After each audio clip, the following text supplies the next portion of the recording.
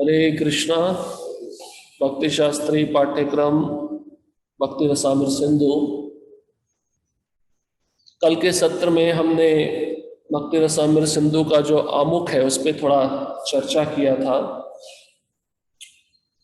जिसमें श्रील प्रभुपाद जी रूप गोस्वामी का जो इतिहास है, इस प्रकार से वह नवाब हुसैन शाह के नौकर बने, उनका कार्य किया और काफी समय के बाद में उनके चंगुल से वे कैसे मुक्त हुए उसका वर्णन हमने सुना। उसके पश्चात चैतन्य महाप्रभु का सार्वभौम सिद्धांत क्या है।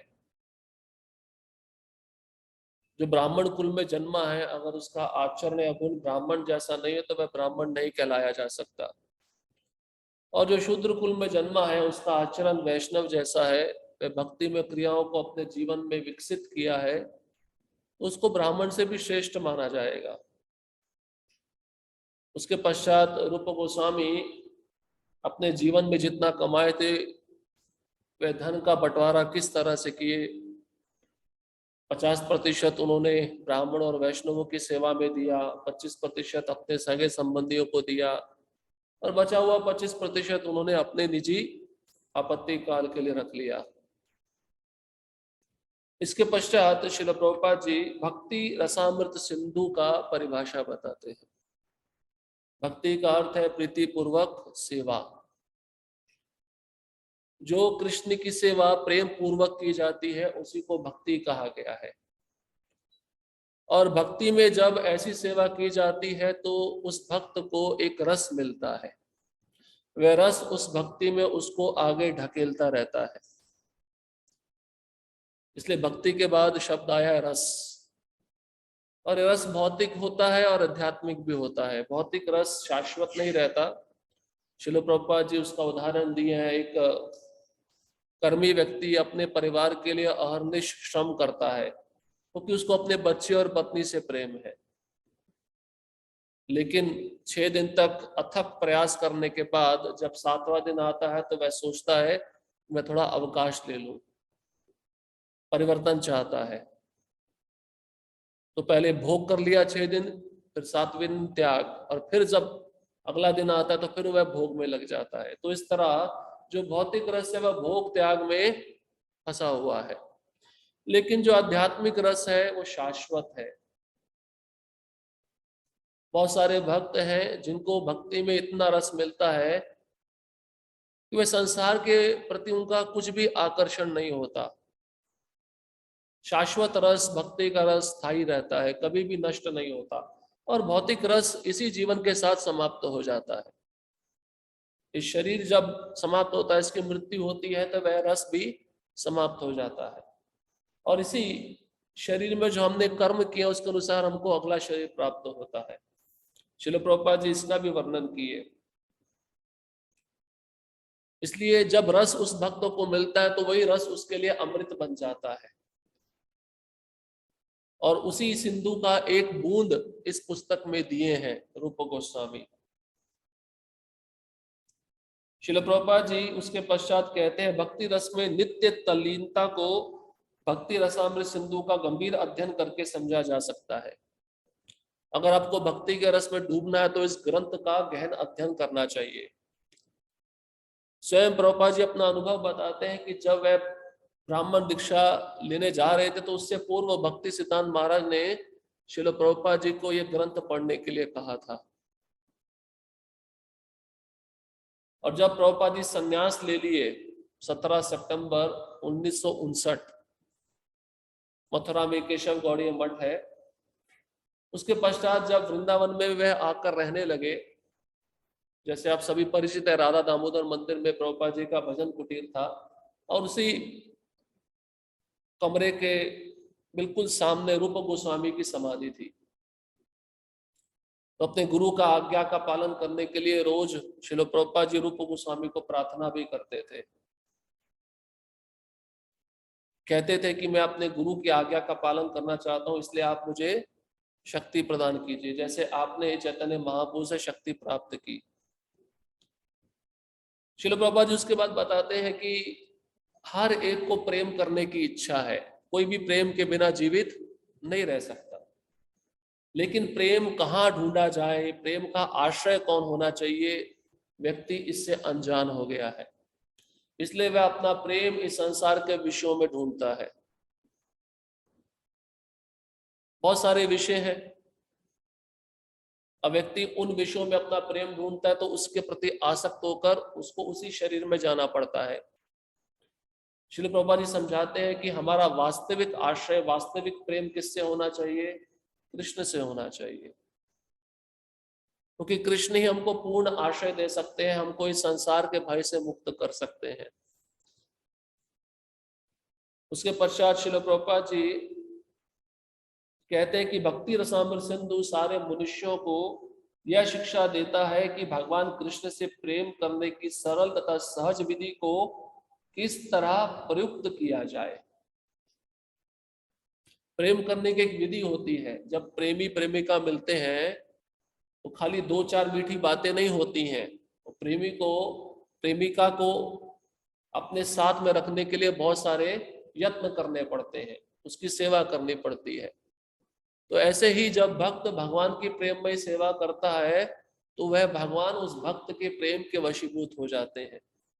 इसलिए जो ग्रंथ है ये बहुत सरल विधि है, शुद्ध भक्ति का प्रतिपादन करने वाला ये ग्रंथ समझाता है कि किस तरह हम अपने जो 5 प्रकार के दिव्य रस है उसमें हम कृष्ण के साथ कैसे संबंध स्थापित कर सकते हैं। बहुत ही सरल विधि है। सरल कैसे है? कृष्ण इसका भी वर्णन भगवत गीता में की है। भक्ति की विधि बहुत सरल है, खाली पूर्ववर्ती आचार्यों के पद चिन्हों का आपको अनुगमन करना है, उस पर चलना है। फिर श्रील प्रभुपाद जी ये भी कहे हैं कि बिना गुरु के निरीक्षण में, प्रशिक्षण प्राप्त के बिना हमें वास्तविक सिद्धि प्राप्त नहीं हो सकती। अगर हमें इस जीवन में सुख प्राप्त करना है, आनंद प्राप्त करना है, तो गुरु के पास जाना ही होगा और गुरु से विधि सीखनी होगी कि कैसे भक्ति को हम अपने जीवन में उतारें। फिर जब गुरु बताते हैं कि अपने केंद्र बिंदु में कृष्ण को रखो, जब वह साधक, वह भक्त उन नियमों का पालन करता है तो उसके लिए वह भक्ति बहुत सरल हो जाती है। श्रील प्रभुपाद जी ये भी कहे कि किस प्रकार से इस संसार में मनुष्य आधुनिक जगत में रहते हुए बहुत सारे यंत्र उत्पन्न कर लिया है लेकिन सुखी नहीं है। श्रील प्रभुपाद जी अमेरिका के देश का उदाहरण भी दिए और कहे कि इतनी भौतिक सुख सुविधा होने के बाद भी वहां पे इतना कष्ट क्यों है? क्योंकि उनके जीवन के केंद्र बिंदु में कृष्ण नहीं है। श्रील प्रभुपाद जी 2 उदाहरण दिए, वृक्ष का और पेड़ का। वृक्ष की जड़ में पानी डालने से वृक्ष के कोने कोने पे पानी पहुंच जाता है, उसको सिंचन प्राप्त हो जाता है, उसको शक्ति प्राप्त हो जाती है। अलग से टहनी पत्तों पे जल डालने की आवश्यकता नहीं है। और दूसरा उदाहरण पेट का है। पेट में भोजन देने से शरीर के सारे अंगों को शक्ति प्राप्त हो जाती है। इसलिए मूल कृष्ण है। कृष्ण की सेवा करने से हम सारे जगत के जीवों की सेवा कर लेते हैं। श्रील प्रभुपाद जी कहे कृष्ण भावनामृत को खोना मतलब अपने को खोने जैसा है। अगर हम कृष्ण को स्वीकार नहीं किए इस मनुष्य शरीर में, उनकी सेवा नहीं किए तो हमें पुनः पुनः इस 84 लाख योनि में प्रवेश करना पड़ेगा। पुनः पुनः शर्वित चरवणा नाम, चबाए हुए को पुनः पुनः चबाते रहना पड़ेगा। और अंत में श्रील प्रभुपाद जी अपने शिष्यों का धन्यवाद देते हैं और कहते हैं कि मेरे शिष्यों ने बहुत बड़ा योगदान दिया इस ग्रंथ को लिखने में, उनका मैं आभारी हूं, उनको मैं धन्यवाद देता हूं। आज हम भक्ति रसामृत सिंधु की भूमिका पे जाएंगे। भूमिका को एक तरह से परिचय भी कहते हैं, इंट्रोडक्शन भी कहते हैं। इस भूमिका में रूप गोस्वामी मंगलाचरण दिए हैं। ये मंगलाचरण क्या होता है पहले हमें यह समझना होगा। कोई भी आचार्य जब पुस्तक लिखते हैं तो उससे पहले मंगलाचरण लिखा जाता है। देखिए मंगलाचरण लिखने के पीछे 3 उद्देश्य होते हैं। पहला उद्देश्य है कि पुस्तक की सामग्री का संक्षिप्त वर्णन किया जाता है। ये जो भक्ति रसामृत सिंधु है, इसका संक्षिप्त वर्णन मतलब कृष्ण। इस पुस्तक का विषय है कृष्ण, कृष्ण का नाम, रूप, गुण, लीला, उसका संक्षिप्त परिचय मंगलाचरण देता है। और मंगलाचरण में शुद्ध भक्ति में सेवा की एक प्रमाणिक परिभाषा भी दी जाती है।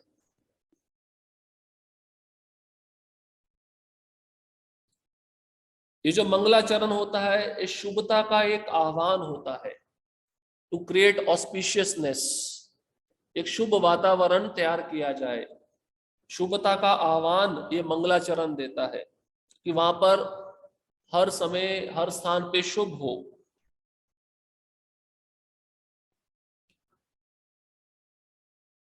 ये जो मंगलाचरण है पुस्तक के लक्ष्य को परिभाषित करता है। इस पुस्तक का लक्ष्य क्या है? कृष्ण है। और मंगलाचरण का अर्थ है प्रणाम अर्पित करना। चैतन्य चरितामृत में कृष्णदास कविराज गोस्वामी जब वह ग्रंथ लिखना प्रारंभ किए, वह कहते हैं जो पहले के भक्त हो चुके हैं उनको भी मैं प्रणाम करता हूं, जो अभी वर्तमान में भक्त हैं उनको भी प्रणाम करता हूं, जो आने वाले भक्त होंगे उनको भी मैं प्रणाम करता हूं। तो मंगलाचरण का अर्थ है प्रणाम अर्पित करना।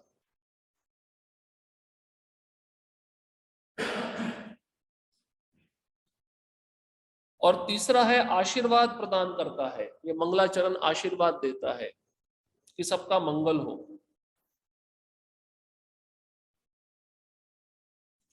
अब अगर ये भक्ति रसामृत सिंधु जो हमें प्राप्त है, ये तो बिना श्लोकों के प्राप्त है, लेकिन आप भक्ति रसामृत सिंधु अगर श्लोक का लेंगे तो मंगलाचरण में पहला जो श्लोक है, इस पुस्तक का लक्ष्य एक ही श्लोक में रूप गोस्वामी कृष्ण का वर्णन किए हैं।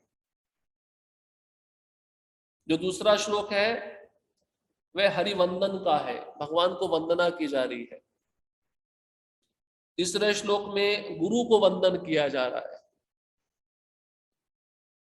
और चौथे श्लोक में वैष्णवों को वंदन है। सभी प्रकार के वैष्णव, कनिष्ठ हो, मध्यम हो, उत्तम हो, उन सबको वंदना की जाती है, क्योंकि बिना वैष्णवों की कृपा से ये ऐसा ग्रंथ बिल्कुल भी लिखना संभव नहीं है। और पांचवें श्लोक में रूप गोस्वामी मंगलाचरण में भक्ति रसामृत सिंधु इस ग्रंथ की रक्षा हेतु प्रार्थना करते हैं, इस ग्रंथ की रक्षा होती रहे। कलयुग में ऐसे जीव आएंगे जो इन ग्रंथों को जला भी सकते हैं, नष्ट कर सकते हैं, इसलिए इस ग्रंथ की रक्षा बनी रहे। उस पांचवें श्लोक में रूप गोस्वामी भक्ति रसामृत सिंधु नामक ग्रंथ की रक्षा हेतु प्रार्थना करते हैं। इसके पश्चात छठवें श्लोक में रूप गोस्वामी द्वारा भक्ति रसामृत सिंधु लिखने में अपनी अक्षमता व्यक्त करना, कि मैं योग्य नहीं हूं इस ग्रंथ को लिखने में, लेकिन फिर भी चैतन्य महाप्रभु की आज्ञा से मैं इस ग्रंथ को लिख रहा हूं। एक वैष्णव अपना नम्रता व्यक्त करता है, वो रूप गोस्वामी मंगलाचरण के छठवें श्लोक में दिए हैं। और फिर ग्रंथ का विभाग किए हैं, जैसे हमने कल भी चर्चा किया, इस ग्रंथ के 4 विभाग हैं। 7वें श्लोक में रूप गोस्वामी भक्ति रसामृत सिंधु के 4 विभाग किए हैं। 8वें श्लोक में उन विभागों में क्या क्या लहरियां हैं उसका वर्णन किए हैं। और 9वें श्लोक में उसकी व्याख्या होती है, उसका वर्णन किए हैं।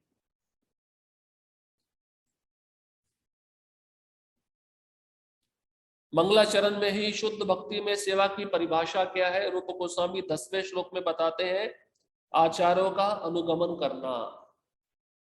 जिन आचार्यों ने इससे पहले भक्ति में ग्रंथ लिख दिए हैं, मैं उन्हीं के पद चिन्हों पर चलते हुए इसी भक्ति में ग्रंथ को लिखने जा रहा हूं। और 11वें श्लोक में शुद्ध भक्ति में सेवा की परिभाषा दिए हैं रूप गोस्वामी। और 12वें श्लोक में नारद पंचरात्र से परिभाषा दिए हैं, क्योंकि इस पुस्तक में नारद पंचरात्र के भी कुछ नियम बताए गए हैं, अर्चना पद्धति बताई गई है।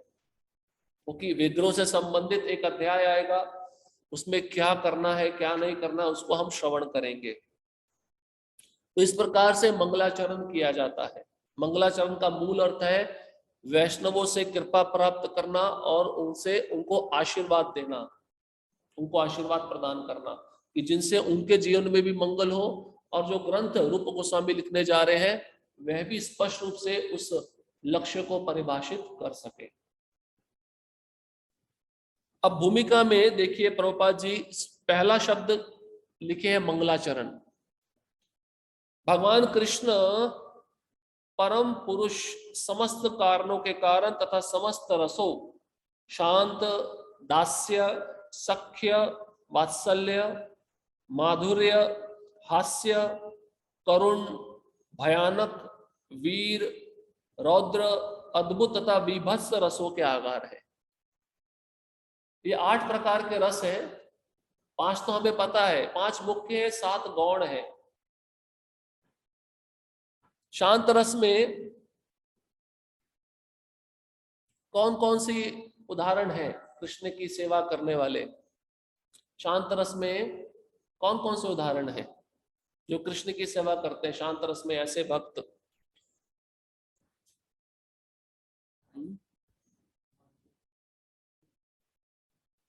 बांसुरी हो गया, लकुटी हो गया, वस्त्र हो गए, अलंकार हो गया, ये सब शांत रस में है। और उसके बाद में आता है दास्य। दास्य में रक्तक, चित्रक, पत्रक। उपदेशामृत में आपका प्रश्न भी आया था। सख्य रस में श्रीदामा, स्तोक कृष्ण, सुदामा, ये सब सख्य रस में भक्त आते हैं। वात्सल्य भाव में नंद बाबा, यशोदा माता आते हैं। और माधुर्य भाव में गोपियां, मंजरियां, श्रीमती राधा रानी आती है। अब हास्य रस क्या है? हास्य मतलब हंसना। रूप गोस्वामी इसका पूरा वर्णन किए हैं। हालांकि ये विषय हमारी चर्चा का नहीं है, फिर भी आपको हास्य रस के विषय में बताते हैं। अगर आप इसी ग्रंथ के अंत में जाएंगे तो पूरे अध्याय पे हास्य रस का वर्णन रूप गोस्वामी किए हैं।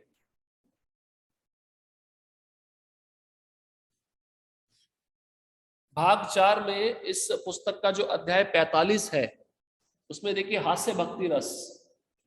अब इसमें हास्य का उदाहरण क्या है? देखिए यहाँ पर रूप गोस्वामी लिख रहे हैं, एक बार कृष्ण के एक मित्र ने उन्हें सूचित किया, हे कृष्ण, यदि तुम अपना मुंह खोलो तो मैं तुम्हें दही मिश्री दूंगा।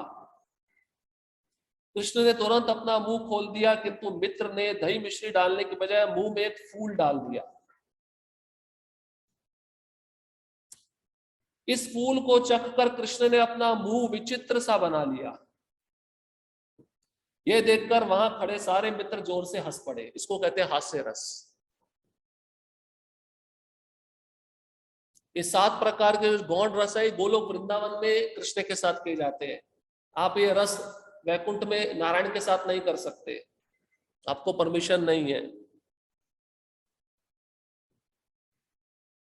भगवान के जो मित्र हैं सदैव उनके साथ में खेल खेलते रहते हैं, कुछ शरारतपना करते हैं, तो वो लीला करने से उनको जब हंसी आती है वो हास्य रस है।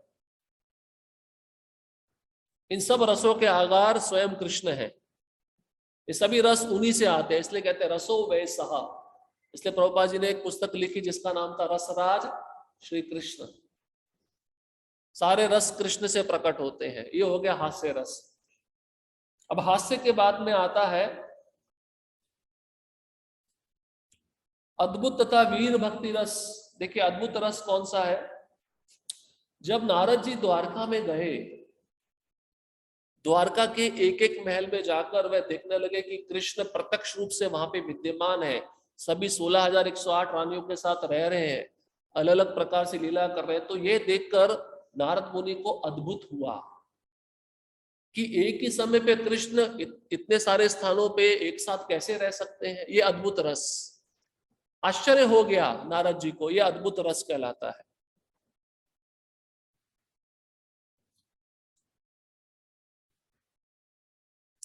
और उसके पश्चात वीर रस। रूप गोस्वामी लिखते हैं, जब कोई मित्र अपने वीरतापूर्ण कार्यों से कृष्ण को प्रसन्न करना चाहता है तो वह मित्र युद्ध के लिए चुनौती देता है और कृष्ण विपक्षी बनते हैं, या कृष्ण मात्र इस युद्ध के दर्शक बन सकते हैं और उनकी इच्छा से कोई दूसरा मित्र विपक्षी बन सकता है। एक बार किसी मित्र ने कृष्ण को ललकारा, हे माधव, तुम्हें इसका अभिमान है कि कोई तुम्हें हरा नहीं सकता, किंतु यदि तुम यहां से भागो नहीं तो मैं तुम्हें दिखा दूंगा कि मैं तुम्हें हरा सकता हूं। यह देखकर मेरे मित्र परम प्रसन्न होंगे। इसका एक उदाहरण भीष्म पितामह भी है, जो भगवान से विपक्ष होकर महाभारत के युद्ध में लड़े थे। वीर रस, भगवान ने नरसिंह रूप लेकर हिरण्यकशिपु को मारा, वो भी वीर रस था। भगवान ने वराह बनकर हिरण्याक्ष को मारा, वो भी वीर रस था।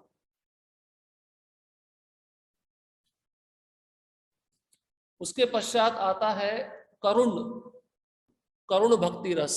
एक करुण मतलब करुणा। जब कृष्ण कालिया लीला में कालिया की कुंडली में फंस गए और सब ब्रजवासियों को पता चला कि कृष्ण अभी मृत्यु को प्राप्त हो जाएंगे, तो सारे ब्रजवासी उस यमुना नदी की तरफ दौड़ते हुए जाने लगे। नंद बाबा यशोदा माता का कैसा हाल होगा, वह तो रोने लगे, चिल्लाने लगे। और ब्रजवासियों के प्राण कृष्ण थे, उन्होंने सोचा अब कृष्ण नहीं रहेंगे तो हम भी नहीं रह सकते। तो ये देखकर, ये विचार करके कृष्ण के अंदर करुणा आ गई, या वह ब्रजवासी करुण रस में आ गए कि इतना कोमल शरीर है कृष्ण का, और एक कालिया कितना दुष्ट है कि कृष्ण को दबोच कर पकड़ा हुआ है। इसको कहते हैं करुण रस। इसके पश्चात रौद्र, रौद्र भक्ति रस। रौद्र मतलब इसको क्रोध भी कहते हैं। कई गोपियां, कई सखियां, स्वयं श्रीमती राधा रानी जब रूठ जाती है कृष्ण से, तो वह रौद्र भक्ति रस होता है। इसलिए राधा रानी का एक नाम है मानिनी। मानिनी मतलब मान लेकर बैठने वाली। कृष्ण बहुत मनाने का प्रयत्न करते हैं पर नहीं मानती, तो वह जो रस होता है वो उसको कहते हैं रौद्र भक्ति रस। इसका एक और उदाहरण है, श्रील रूप गोस्वामी इसी ग्रंथ में कहते हैं, एक बार कृष्ण अपने ग्वाल मित्रों के साथ चारागाह में गौवे चरा रहे थे, तो उनके मित्रों ने तालवन चलने के लिए याचना की। जहां गधे के रूप में उपद्रवी असुर गदर्भासुर रहता था, इसको धेनुकासुर भी कहते हैं। कृष्ण के मित्र उस जंगल के वृक्षों के मधुर फल खाना चाह रहे थे, किंतु वह उस असुर के भय से वहां नहीं जा रहे थे। फलतः उन्होंने कृष्ण से प्रार्थना की कि वे वहां चलकर गदर्भासुर का वध करें। जब कृष्ण ने वध कर दिया तो वे सब मित्र घर लौट आए। उस दिन की घटना की सूचना से माता यशोदा व्यग्र हो उठी, क्योंकि कृष्ण को तालवन के इतने संकट में अकेले ले जाया गया था। इस तरह वह उन बालकों से रुष्ट थी। रुष्ट मतलब क्रोधित थी। मेरे पुत्र को ऐसी जगह पे लेके जाते हो जहां पे असुर होते हैं, तो ये रौद्र रस है। इसके पश्चात आता है भयानक, भयानक भक्ति रस। नाम कितने सुंदर है। इस भौतिक संसार में भी हम शब्द सुनते हैं भयानक, लेकिन गोलोक वृंदावन में जब भक्त भगवान के साथ ये रस का आदान प्रदान करते हैं, वो भौतिक संसार के जैसा भयानक नहीं होता। उसमें कुछ आनंद होता है, दिव्य उन्माद होता है।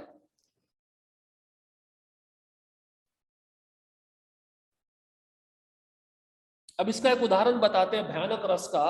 जब वृक्षराज कृष्ण के समक्ष, वृक्षराज कौन? जाम्बवान जी।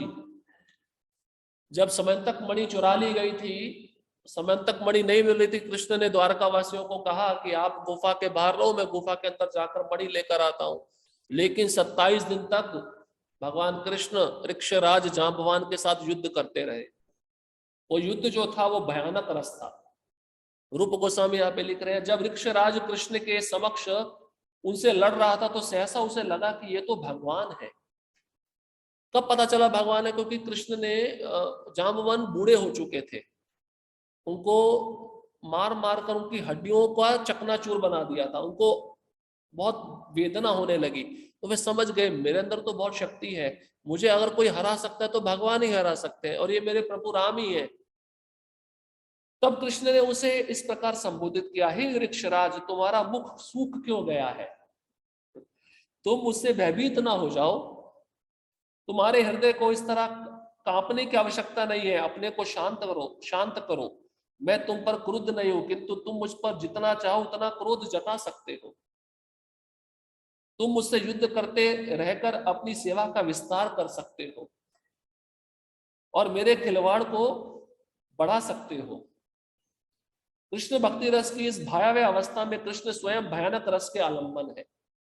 मतलब कृष्ण थोड़ा स्वयं भी उस भयानक रस का आस्वादन कर रहे हैं। तो तुम्हें और इस रस का आस्वादन करना है तो मैं और लड़ने के लिए तैयार हूं। उदाहरण बताए जा रहे हैं। और उसके बाद में आता है विभत्स। ये जो विभत्स है,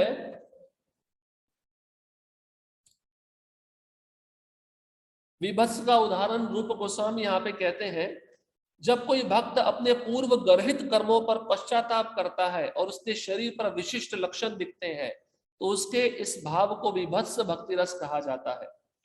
इस प्रसंग में यह कथन मिलता है, जब भक्त ये सोचता है कि ये शरीर कितना घृणित है, मैं काम वासना में भोग में लिप्त रहा और अब भक्ति में आया हूं भक्तों की कृपा से, तो इस चमड़ी का तथा हड्डियों का जो थैला है, ये शरीर रक्त से पूर्ण है, चमड़ी तथा मांस से ढका है तथा जो कफ तथा दुर्गंध उत्पन्न करता है, उस शरीर को मैंने पहले कृष्ण की सेवा में क्यों नहीं लगाया। जब भक्त ऐसा विचार करता है तो इसका ये विभत्स उदाहरण है। इसका एक उदाहरण यमुनाचार्य भी है।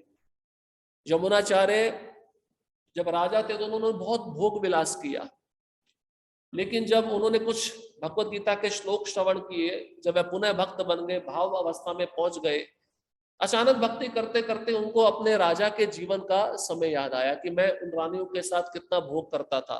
तो उस विचार को वे थूकने लगे। ये विभत्स रस है। इस शॉर्ट फॉर्म में आपको बताया गया सभी रस, इसका बहुत विस्तार पूर्वक किसी ग्रंथ में रूप गोस्वामी बताए हैं। जैसे उदाहरण के रूप में हमने एक रस सुना, हास्य रस। तो रूप गोस्वामी कहते हैं ये जो हास्य रस है ना,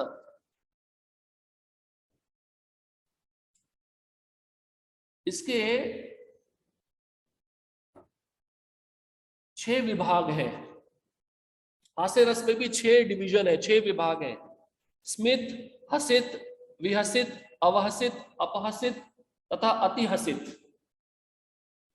और उसके डेफिनेशन भी दिए हैं रूप गोस्वामी। कहते हैं जो स्मित होता है, स्मित हास्य कैसा होता है, जब कोई हंसे किंतु उसके दांत ना दिखे तो उसकी आंखों तथा गालों में निश्चित परिवर्तन देखा जा सकता है, इसे स्मित हास्य कहते हैं। फिर उसके बाद में हसित। अब हसित क्या है, जिस हंसी में दांत कुछ कुछ दिखते हैं वह हसित कहलाती है।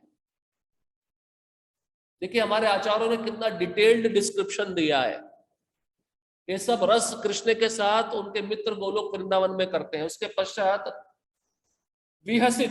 विहसित में क्या होता है, जब हंसी में दांत स्पष्ट दिखे तो वह विहसित कहलाती है। मजाक करते हैं तो पूरे दांत दिखाते हैं ना कई बार, तो विहसित। उसके पश्चात अवहसित। अवहसित में जब नाक फूल जाए और आंखें तिरछी हो जाए, कटाक्ष हो, तो हंसी की इस दशा को अवहसित कहते हैं। उसके पश्चात अपहसित। जिस हंसी के समय आंखों में आंसू आ जाए और कंधे हिलने लगे उसे अपहसित कहते हैं। लक्षण समझ रहे हैं आप। और अंत में अतिहसित। जब हंसने वाला व्यक्ति ताली बजाता है और हवा में उछलता है तो उसकी हास्य मुद्रा अतिहसित में परिणत हो जाती है। ये कृष्ण के मित्र इन 5-6 प्रकार के हास्य रसों में आदान प्रदान करते हैं।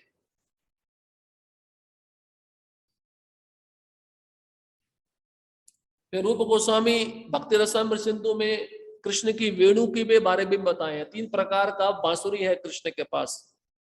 वेणु, मुरली, बांसुरी, तीनों का नाम है अलग अलग, तीनों का इंच कितना है, तीनों में से कौन कौन सा स्वर निकलता है और तीनों किस किस को आकर्षित करती है, सब बताया गया है। और कृष्ण 3 प्रकार से हार धारण करते हैं, इसका भी वर्णन है भक्ति रसामृत सिंधु में।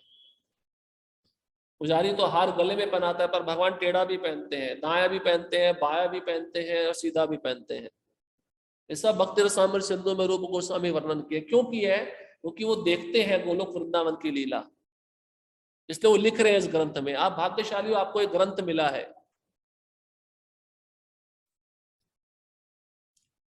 अब भूमिका में आगे बढ़ते हैं।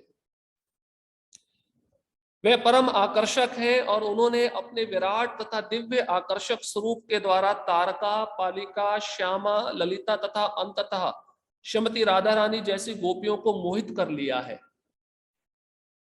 तो मंगलाचरण में रूप गोस्वामी इस पुस्तक की परिभाषा को लक्ष्य कर रहे हैं। कौन सी परिभाषा है, किसको लक्ष्य कर रहे हैं? मूल परिभाषा, मूल विषय क्या है इस पुस्तक का? कृष्ण, कृष्ण के बारे में बता रहे हैं। कृष्ण कैसे परम आकर्षक है और उनके परम आकर्षक इतना सौंदर्य है कि तारका, पालिका, श्यामा, ललिता तथा अंत में श्रीमती राधा रानी सबको मोहित कर लेते हैं अपने सौंदर्य से। वे प्रभु हम पर कृपा करें जिससे कृष्ण कृपा विग्रह श्री श्रीमद भक्ति सिद्धांत सरस्वती गोस्वामी प्रभुपाद द्वारा प्रेरित होकर भक्ति रसामृत सिंधु लिखने के इस कार्य को संपन्न करने में मुझे कोई बाधा उपस्थित ना हो। प्रभुपाद जी प्रार्थना कर रहे हैं अपने गुरु महाराज के चरणों में, मैं ये ग्रंथ लिखने जा रहा हूं, इस ग्रंथ को लिखने में कुछ समस्या ना आए, कुछ बाधा ना हो। कृष्ण का एक नाम है अखिल रसामृत मूर्ति। अखिल मतलब पूरा जगत। इस जगत में जो आप रस देखते हो, जो प्रतिबिंबित मात्रा में आपको दिखता है, जैसे प्रतिबिंब कहते हैं ना, रिफ्लेक्शन। आप नदी के तट पे जाओगे, जो वृक्ष नदी के तट पे सीधा है वही आप पानी में देखोगे, आपको उल्टा दिखेगा। तो जितने भी रस आपको दिखते हैं वह गोलोक का प्रतिबिंबित मात्रा है, और वह सारे रस कहां से आए हैं? कृष्ण से आए हैं। इसलिए कृष्ण का एक नाम है अखिल रसामृत मूर्ति। तो प्रभुपाद जी कहते हैं कृष्ण कृपा के विग्रह हैं, और मेरे गुरु महाराज भक्ति सिद्धांत सरस्वती गोस्वामी प्रभुपाद, उन्होंने मुझे प्रेरणा दी है कि मैं इस ग्रंथ को लिखूं और इसको लिखने में मुझे कोई बाधा ना आए। इसलिए गुरु के चरणों में प्रार्थना करनी चाहिए। बाधा कैसे आ सकती है ग्रंथ लिखने में? अगर कोई भक्त लिखने बैठा है तो कुछ विचार नहीं आ रहा, और विचार भी कैसे आने चाहिए? पूर्ववर्ती आचार्यों के पद चिन्हों पर चलते हुए आने चाहिए। अपने मन से आप कुछ भी नहीं लिख सकते। तो वैसे विचार कहाँ से आते हैं? गुरु से आते हैं। इसलिए बताया जाता है कि जब भी आप कोई आध्यात्मिक क्रिया प्रारंभ करो, पहले गुरु को स्मरण करना चाहिए। सुबह उठते हो तो पहले कृष्ण को स्मरण मत करो, सबसे पहले अपने गुरु को स्मरण करो। प्रणाम करते हुए सबसे पहले गुरु को प्रणाम करना चाहिए। आप गायत्री कर रहे हो, जप कर रहे हो, ग्रंथ का अध्ययन कर रहे हो, विग्रह की आराधना के लिए जा रहे हो, सबसे पहले गुरु का स्थान है आपके जीवन में। उनकी कृपा के बिना आप आगे कभी भी नहीं बढ़ सकते। उनकी कृपा की याचना की बहुत आवश्यकता है भक्तिमय जीवन में। इसलिए प्रभुपाद जी स्वयं अपने आदर्श से सिखा रहे हैं कि उन्होंने अपने गुरु को प्रार्थना किया। मैं श्रील रूप गोस्वामी प्रभुपाद तथा श्रील भक्ति सिद्धांत सरस्वती गोस्वामी प्रभुपाद के चरणों में सादर नमस्कार करता हूं, जिनकी प्रेरणा से मैं भक्ति रसामृत सिंधु का सार संकलन करने के कार्य में प्रवृत्त हुआ हूं।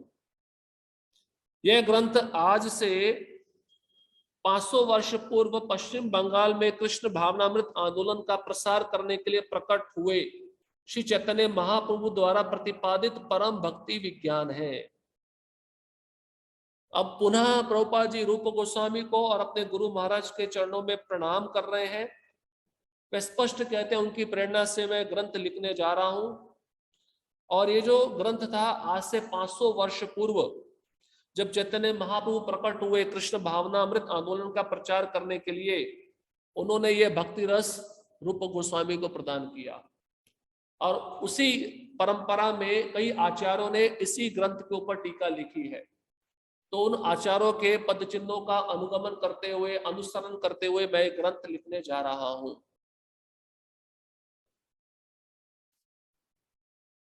श्रील रूप गोस्वामी इस ग्रंथ का शुभारंभ अपने अग्रज एवं गुरु श्री सनातन गोस्वामी को सादर नमस्कार करते हुए करते हैं और ये प्रार्थना करते हैं कि यह भक्ति रसामृत सिंधु उन्हें अत्यंत रोचक लगे। वे आगे प्रार्थना करते हैं कि इस भक्ति रसामृत सिंधु में निवास करते हुए श्री सनातन गोस्वामी राधा कृष्ण की सेवा में सदैव दिव्य आनंद का अनुभव करें। अब रूप गोस्वामी जो उनके बड़े भ्राता हैं श्री सनातन गोस्वामी, उनको भी प्रणाम कर रहे हैं। उनको प्रणाम करते हुए प्रार्थना करते हैं कि ये ग्रंथ जब मैं लिखकर उनको दूंगा तो उनको अत्यंत रोचक लगे, उनको पसंद आए, क्योंकि मेरे जो भ्राता हैं वह सदैव राधा कृष्ण की सेवा में दिव्य आनंद का अनुभव करते हैं। एक प्रकार से जो बड़े भाई है वो गुरु के समान ही है, तो गुरु सदैव राधा कृष्ण के दिव्य सेवा में आनंद लेते हैं। इसी का वर्णन रूप गोस्वामी यहाँ पे कर रहे हैं। देखिए बारंबार प्रार्थना की जा रही है, क्योंकि ये कोई साधारण ग्रंथ नहीं है। आचार्य जब पहला ग्रंथ लिखते हैं और अंतिम ग्रंथ लिखते हैं, ये दोनों ग्रंथ महत्वपूर्ण होते हैं, क्योंकि अंतिम ग्रंथ लिखते समय जितने भी भाव उनके मन में है उसको वह प्रकट कर देते हैं। उनसे कुछ छूटना नहीं चाहिए, सारे भावों को, सारे विचारों को वे उस पुस्तक में अंकित करते हैं। इसलिए उनको भी पूर्ववर्ती आचार्यों का प्रार्थना का आवश्यकता होता है। मैं समस्त महान भक्तों तथा आचार्यों को सादर नमस्कार करता हूं, जो अमृत के महासागर में मगरों के समान है और जो मुक्ति रूपी विविध नदियों की तनिक भी परवाह नहीं करते हैं। निर्विशेषवादी ब्रह्म रूपी सागर में तल्लीन होना चाहते हैं, ठीक उन नदियों की भांति जो बहते बहते सागर में तल्लीन हो जाती है। सागर की तुलना मोक्ष से की जा सकती है और नदियों की तुलना मोक्ष की विभिन्न विधियों से। निर्विशेषवादी नदी जल में निवास कर रहे हैं, जो अंततः सागर से मिल जाता है। उन्हें इसका पता नहीं है कि सागर तथा नदी में समान रूप से असंख्य जलचर भी है।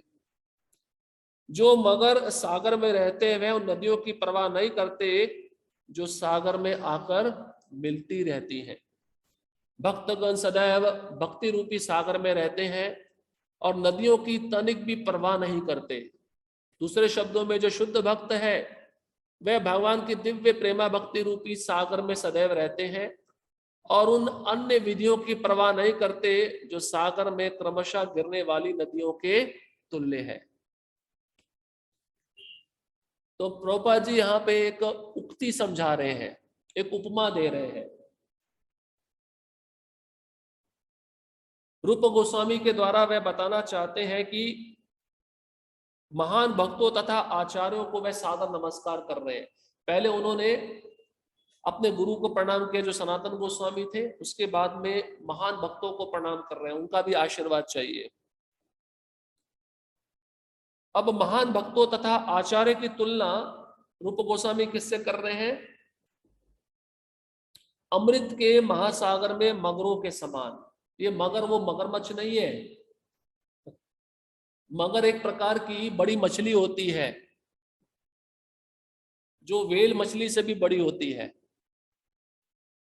भक्ति की तुलना उससे की जा रही है जो आराम से समुद्र में विचरण करती है, जिसको किसी भी प्रकार का भय नहीं होता।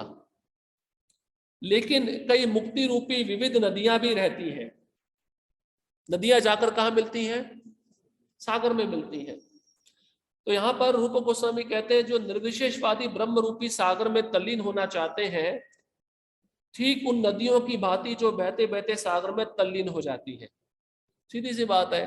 तो ज्ञानी जो है, निर्विशेषवादी है, उसका लक्ष्य क्या रहता है? ब्रह्म में लीन होना। तो नदियां जब सागर में मिल जाती तो आप नदियों को ढूंढ सकते हो? नहीं ढूंढ सकते। तो इसी प्रकार से ज्ञानी क्या करते हैं? भगवान के ब्रह्म में लीन होकर अपना अस्तित्व खो देना चाहते हैं। और सागर की तुलना किससे कर रहे हैं? रूप गोस्वामी मोक्ष से कर रहे हैं, क्योंकि उन ज्ञानियों को क्या लगता है कि हमें मोक्ष मिल गया, परंतु उनको मोक्ष मिल पाता है क्या? नहीं मिल पाता। और नदियों की तुलना मोक्ष की विभिन्न विधियों से। अब ज्ञानी जो प्रक्रिया करता है वो मोक्ष की एक विभिन्न विधि है, जैसे ध्यान लगाना, इंद्रियों को विषयों के पास ना लेके जाना, और ऐसा आहार करना जिससे इंद्रियां विचलित ना हो। ये सब विधियां हैं मुक्ति प्राप्त करने की। इसकी तुलना रूप गोस्वामी नदियों के बहाव से कर रहे हैं। और ये जो नदियां होती है वह सागर में जाकर मिल जाती है, और उन्हें इसका पता नहीं है कि सागर तथा नदी में समान रूप से असंख्य जलचर भी है। अब नदी में भी जलचर प्राणी रहते हैं और सागर में भी जलचर प्राणी रहते हैं। और सागर में जो जलचर प्राणी रह रहे हैं, नदी आती है सागर में मिलती है, तो सागर में रहने वाले प्राणी क्या विचलित हो जाते हैं? वो नहीं होते। तो रूप गोस्वामी बताना चाहते हैं, अगर कोई शुद्ध भक्त अपनी भक्ति में तल्लीन है और कोई निर्विशेषवादी या ज्ञानी उस भक्त के पास आता है और अपना प्रक्रिया समझाता है, अपनी विधि बताता है, अपना ज्ञान देता है, तो भक्त उस पर ध्यान देता है क्या? भक्त उस पर ध्यान नहीं देता, क्योंकि उसको अपनी भक्ति में आनंद आ रहा है। तो कहने का मतलब ये है, जितनी भी नदियां जब सागर में जाके मिलती है तो सागर भी विचलित नहीं होता, और सागर में रहने वाले जो मगर हैं, जिसकी तुलना रूप गोस्वामी शुद्ध भक्तों से कर रहे हैं, वे मगर भी विचलित नहीं होते। उसी प्रकार से भक्त जब कृष्ण की सेवा में लगा है, पूरी तरह से मग्न है, तल्लीन है, उसके पास चाहे मायावादी आए, चाहे निर्विशेषवादी आए, चाहे शून्यवादी आए, उसके प्रक्रियाओं से वह भक्त विचलित नहीं होता, क्योंकि उस भक्त को अपना लक्ष्य पता होता है।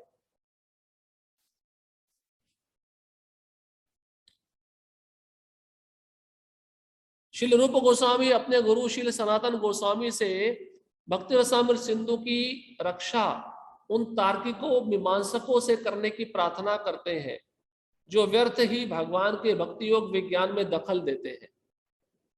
वे इनके तर्कों तथा विवादों की तुलना सागर के बीच उठने वाले ज्वालामुखी उद्गारों से करते हैं। जिस प्रकार सागर के बीच उठने वाले ज्वालामुखी उद्गारों से बहुत ही कम क्षति पहुंच सकती है, उसी प्रकार जो लोग भगवत भक्ति के विरुद्ध हैं और जो चरम दिव्य अनुभूति के विषय में अनेकानेक दार्शनिक मत प्रस्तुत करते हैं, वे भक्ति के इस महान सागर को तनिक भी विक्षुब्ध नहीं कर सकते। अब एक दूसरी उपमा प्रभुपाद जी दे रहे हैं जो रूप गोस्वामी इस ग्रंथ में दिए हैं। जैसे मान लीजिए एक बड़ा समुद्र है, उस समुद्र में एक ज्वालामुखी है, एक छोटा सा द्वीप है, उस द्वीप में ज्वालामुखी है। उस ज्वालामुखी में से कितना भी लावा निकले, कितना भी अंगारे निकले, तो समुद्र को क्षति पहुंचा सकते हैं? नहीं पहुंचा सकते। उसी प्रकार से रूप गोस्वामी अपने बड़े भ्राता सनातन गोस्वामी को प्रार्थना करते हैं कि आप ऐसे मीमांसक, ऐसे दार्शनिक जो भक्ति के विरुद्ध है, और जब ये भक्ति रूपी लता को नष्ट करने के लिए आते हैं, तो इस लता को बचाने का प्रयत्न करना चाहिए। तो भक्त क्या करते हैं? उनकी तरफ ध्यान नहीं देते। उनके बोलने से उस भक्त के जीवन में जो भक्ति चल रही है उसमें कुछ रुकावट आती है क्या? नहीं आती।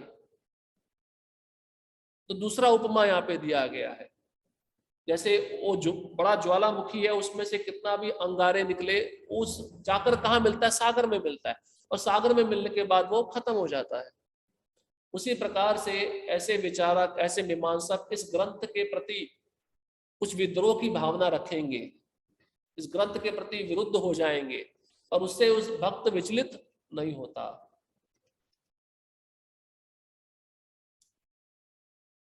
भक्ति रसामृत सिंधु के रचयिता श्रील रूप गोस्वामी नम्रता पूर्वक निवेदन करते हैं कि वे कृष्ण भावनामृत को सारे संसार में फैलाने का प्रयास कर रहे हैं। यद्यपि वे विनम्र भाव से सोचते हैं कि वे इस कार्य के लिए अनुपयुक्त है। कृष्ण भावनामृत आंदोलन के समस्त प्रचारकों को श्रील रूप गोस्वामी के चरण चिन्हों का अनुगमन करते हुए इसी मनोवृत्ति से काम करना चाहिए। हमें कभी भी अपने आप को महान प्रचारक नहीं समझना चाहिए। अभी तो यही मानना चाहिए कि हम पूर्ववर्ती आचार्यों के निमित्त मात्र हैं और उनके चरण चिन्हों पर चलकर ही हम पीड़ित मानवता के लाभ के लिए कुछ कर सकते हैं। मंगलाचरण में रूप गोस्वामी श्लोक बताए थे, जब इसका वर्णन हमने अभी किया कि रूप गोस्वामी अपने को विनम्र महसूस कर रहे हैं कि मैं ये ग्रंथ लिखने के योग्य नहीं हूं, उसी का वर्णन यहाँ पे हुआ है। रूप गोस्वामी कहते हैं कि ये जो ग्रंथ है, मैं वास्तव में इस कृष्ण भावनामृत आंदोलन का प्रचार करने का प्रयत्न कर रहा हूं, पर मेरे अंदर इतनी शक्ति नहीं है कि मैं उसको प्रचार कर सकूं। और यही भावना किसके अंदर थी? शिल प्रभुपाद जी में थी। चलो, शिल प्रभुपाद जी स्पष्ट कहते थे, जितना भी कृष्ण भावनामृत आंदोलन का प्रचार हुआ है, इसका श्रेय किसको जाता है? मेरे गुरु महाराज को जाता है। ये जो शिष्य आए हैं, ये मेरे गुरु महाराज ने भेजे हैं, मैं कोई योग्य नहीं हूं प्रचार करने के। श्रील प्रभुपाद जी कहते हैं, प्रत्येक व्यक्ति या प्रत्येक सदस्य जो इस आंदोलन से जुड़ा है, उसका मनोवृत्ति ऐसा ही होना चाहिए।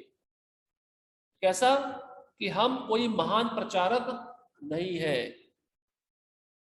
अगर आज आप 100 भगवत गीता वितरण करके आए हो तो आप अपने को महान प्रचारक मानोगे, लेकिन अहंकारवश अगर कल आपसे एक भी भगवत गीता वितरण ना हो पाई, तब आप महान प्रचारक हो क्या? नहीं हो। इसका अर्थ क्या है? कृष्ण शक्ति बिना नहीं तार परिवर्तन। कृष्ण की शक्ति के बिना कोई भी प्रचार नहीं कर सकता। कृष्ण ने स्वयं श्रील प्रभुपाद जी को पूर्ण शक्ति प्रदान की थी, इसलिए उन्होंने इतना बड़ा कार्य संसार में किया। इसलिए भक्त को हमेशा अपने को विनम्र समझना चाहिए और पूर्ववर्ती आचारों के निमित्त मात्र ये भाव होना चाहिए। जैसे कृष्ण भगवत गीता में अर्जुन को क्या कहे? युद्ध में सब मारे जा चुके हैं, निमित्त मात्रम भव सव्य साची। हे अर्जुन, निमित्त बनो।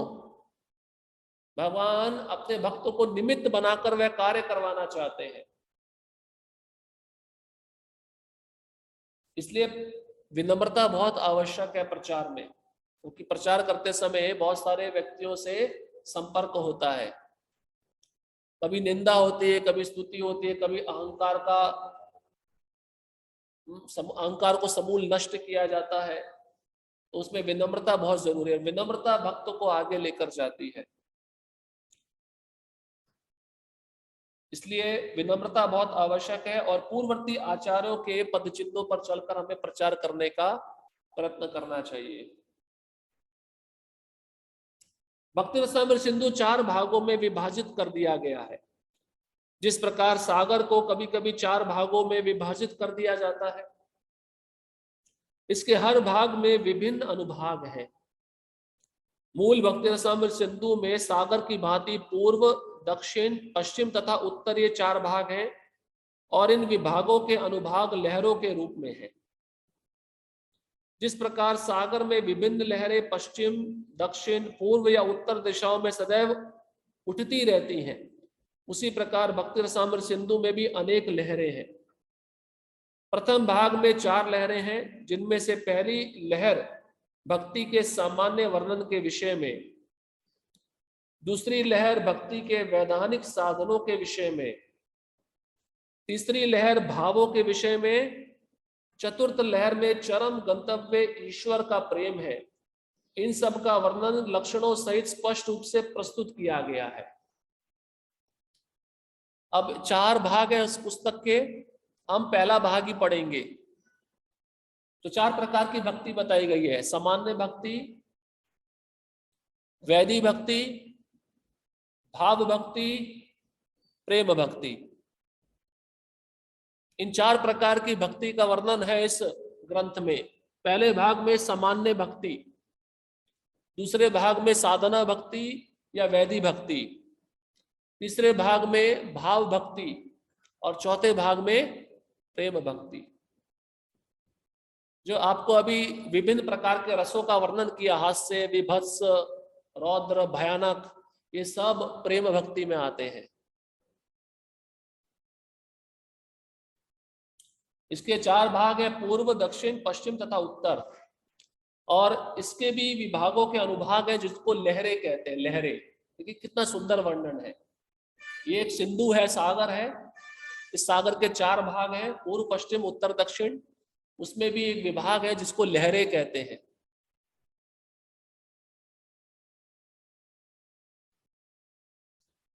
पूर्ववर्ती आचार्यों के पद चिन्हों का अनुसरण करते हुए भक्ति के प्रामाणिक विवरण को सार रूप में श्रील रूप गोस्वामी ने इस कथन द्वारा दिया जा सकता है। प्रथम कोटि की भक्ति कृष्ण भावनामृत में पूरी तरह से लगे रहकर भगवान की अनुकूल सेवा करने की प्रवृत्ति है।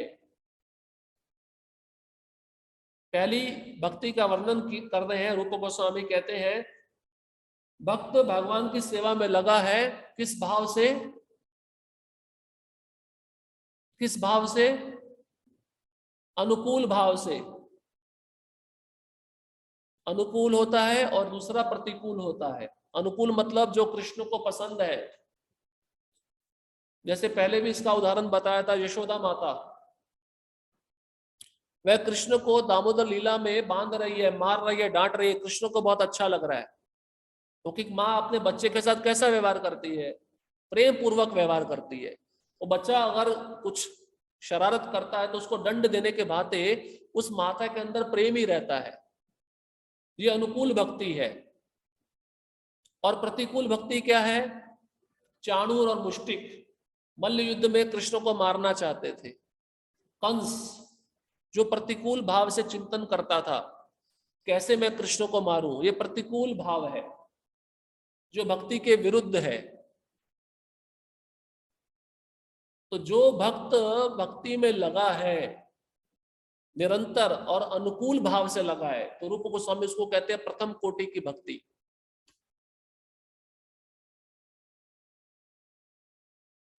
भाव यह है कि यदि कोई कृष्ण भावनामृत में रहते हुए भी अनुकूल सेवा में प्रवृत्त ना हो सके तो उसे शुद्ध भक्ति नहीं माना जा सकता। अब भक्ति प्रतिकूल हो रही है, आप द्वेष से, ईर्ष्या से कृष्ण का स्मरण कर रहे हो, तो रूप गोस्वामी कहते हैं ये शुद्ध भक्ति नहीं है।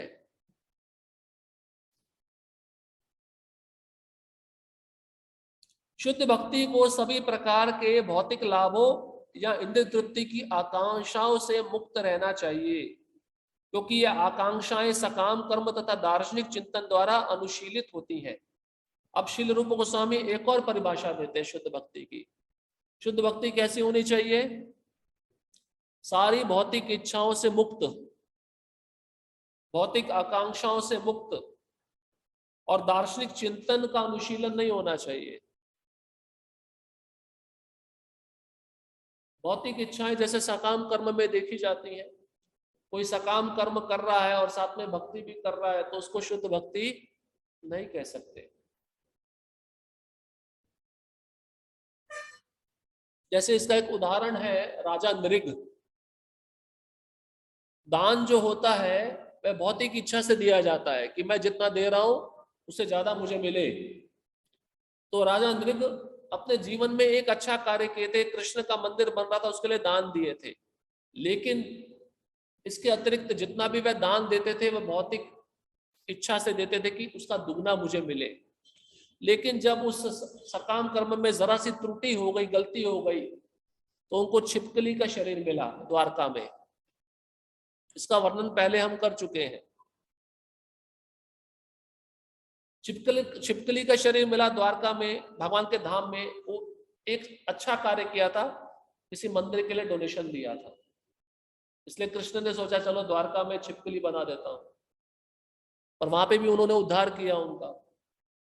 और यहाँ पे दूसरा चीज है दार्शनिक चिंतन। ये क्या होता है? दार्शनिक चिंतन वही मीमांसक ज्ञानी, कृष्ण ऐसे हैं, कृष्ण वैसे हैं, अपने मन के तर्क के अनुसार कृष्ण का रूप निर्धारित करना, शास्त्र का अनुगमन नहीं करना, शास्त्र का पद चिन्हों पे नहीं चलना, लेकिन अपने मन के स्तर पर तर्क वितर्क करना, इसको कहते हैं दार्शनिक चिंतन। ये भी शुद्ध भक्ति नहीं है। ज्ञानी लोग क्या करते हैं, ये तो करते हैं, ध्यान लगाते हैं, भगवान का जो ब्रह्म तेज है उस पर ध्यान लगाते हैं, वो समझते हैं ये हमारा लक्ष्य है। ये शुद्ध भक्ति नहीं है, क्योंकि उनको उसमें लीन होना है, कोई सेवा नहीं करनी है, अपने अस्तित्व को समाप्त कर देना है, इसलिए शुद्ध भक्ति नहीं है।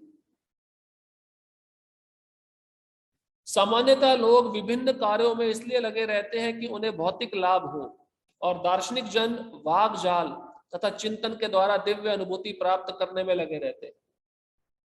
शुद्ध भक्ति ऐसे सकाम कर्मों तथा दार्शनिक चिंतनों से सर्वथा मुक्त होनी चाहिए। मनुष्य को रागानुगा भक्ति द्वारा किसी आचार्य के कृष्ण भावनामृत या शुद्ध भक्ति सीखनी चाहिए। रूप गोस्वामी स्पष्ट कहते हैं कि भौतिक लाभ की आकांक्षा से मुक्त जो सामान्यतः लोग इसी संसार में लगे हुए हैं, जिनको वेदवाद रता बोला जाता है, वेद में जो कर्मकांड विभाग है उसको पढ़कर उन विधियों के पीछे क्या भौतिक लाभ हमको प्राप्त होगा उसके पीछे वह प्रयत्न करते रहते हैं, जैसे स्वर्ग में जाना। और दूसरा है दार्शनिक क्या करते हैं, वाकजाल, वाणी के द्वारा, इसको कहते हैं वर्ड जगलरी। अगर आप शंकराचार्य का भज गोविंदम स्तोत्र पढ़ेंगे उसमें स्पष्ट शंकराचार्य कहते हैं भज गोविंदम गोविंदम भज मूढ़ मते नहीं नहीं रक्षति डुकरून करने। ये व्याकरण, ये न्याय, ये अंतिम समय में आपकी रक्षा नहीं करने वाला है। आपकी रक्षा कौन करेंगे, गोविंद करेंगे, इसलिए उनका भजन करो, उनकी सेवा करो। दार्शनिक जन ये वाकजाल पे ज्यादा जोर देते हैं। ये भागवतम भी पढ़ेंगे, लेकिन भागवतम में जो शब्द है भक्ति का उसको अपनी इच्छा के अनुसार इंटरप्रिटेशन कर देंगे, उसका अर्थ बदल देंगे। जैसे जहां पे भक्ति होगी शब्द, वहां पे उसको मुक्ति कर देंगे, मुक्ति पदे। तो इनका ज्यादा जोर इस पे रहता है।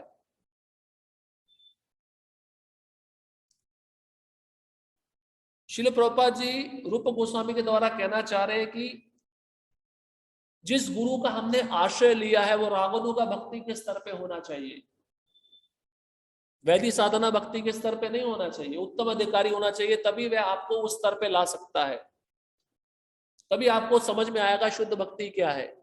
इसलिए उपदेशामृत में हमने पढ़ा, भक्ति विनोद ठाकुर भी कहते हैं अगर आप मध्यम अधिकारी को अपना गुरु बनाओगे तो आप उसी स्तर पे रहोगे, कनिष्ठ अधिकारी को अपना गुरु बनाओगे आप उसी स्तर पे रहोगे, उससे ऊपर आप जा नहीं सकते। इसलिए आपको उत्तम अधिकारी को ही अपना गुरु बनाना चाहिए, जो भक्ति में गुरु की आज्ञा में बहुत लंबे समय तक लगा है, जो भगवान के प्रति रुचि प्राप्त कर लिया है, भाव प्राप्त कर लिया है, रागानु का स्तर पे आ गया, उसके आश्रय में जाकर आपको शुद्ध भक्ति सीखनी चाहिए। जैसे इसका उदाहरण है नरोत्तम दास ठाकुर। नरोत्तम दास ठाकुर लोकनाथ गोस्वामी का आश्रय चाहते थे, अब वो अपना चरणों का आश्रय देना नहीं चाहते थे। अभी गुरुजन कैसे प्रसन्न होते हैं, विनम्रता से प्रसन्न होते हैं, सेवा भाव से प्रसन्न होते हैं। तो रोज नरोत्तम दास ठाकुर लोकनाथ गोस्वामी जहाँ पे शौच क्रिया करते थे उस जगह को साफ करते थे अपने हाथों से, चुपके से साफ करते थे, दिखाते नहीं थे। गुरु की सेवा भी एक प्रकार की भक्ति है।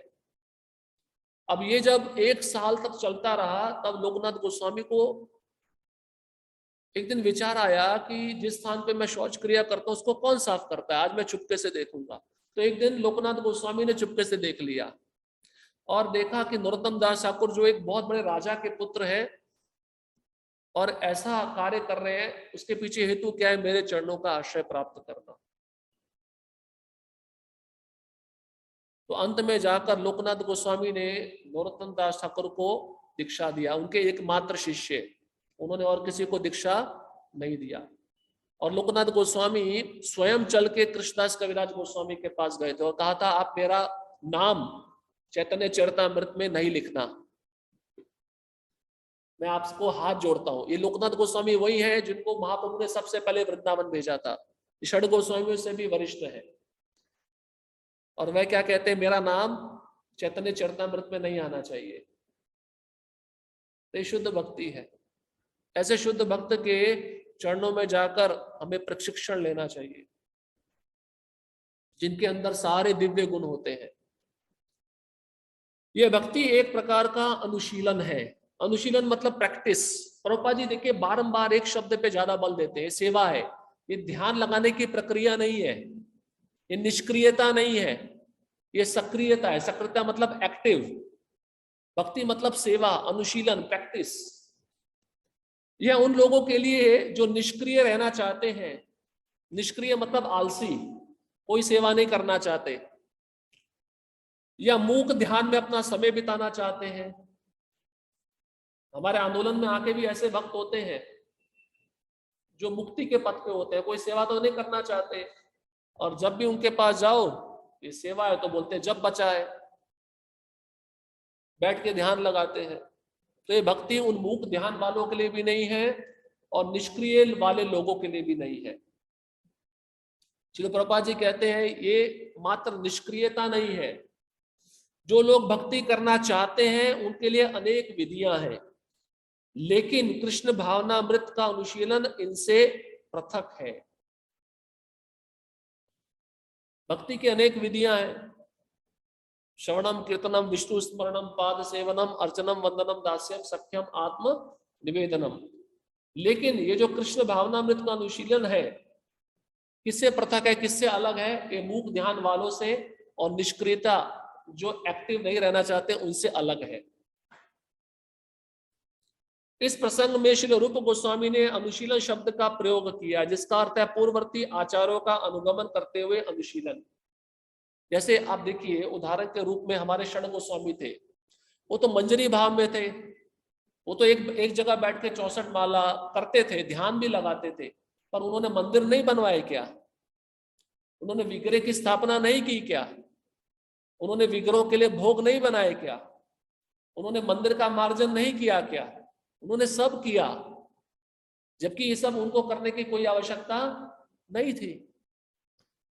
इसलिए यहाँ पे अनुशीलन शब्द का अर्थ बता रहे हैं पूर्ववर्ती आचार्यों के पद चिन्हों का अनुगमन करना, अनुशीलन करना, मतलब उन्होंने जो मार्ग दिखाया उस पर चलना। प्रभुपाद जी भी वही किए। प्रभुपाद जी ने जगह जगह मंदिर की स्थापना की, विग्रहों की स्थापना की, अपने शिष्यों को विग्रहों की सेवा में लगाया, और कितनी सारी सेवाएं हैं। सुबह मंगलारती से लेकर रात को सोने तक विभिन्न प्रकार की सेवाएं रहते हैं, वो सब भक्ति में आता है, क्योंकि सब सक्रियता है, निष्क्रियता कुछ भी नहीं है। जो ही हम अनुशीलन कहते हैं तो इससे हमारा तात्पर्य स्फूर्ति या क्रियाशीलता होता है। स्फूर्ति मतलब एनर्जी, क्रियाशीलता, क्रिया मतलब कुछ ना कुछ कार्य करना। स्फूर्ति के बिना मात्र भावना से कुछ काम नहीं होता। अब आपके अंदर एनर्जी नहीं है, उत्साह नहीं है, उत्साह के बिना भाव अच्छा है तो वो कार्य होगा क्या?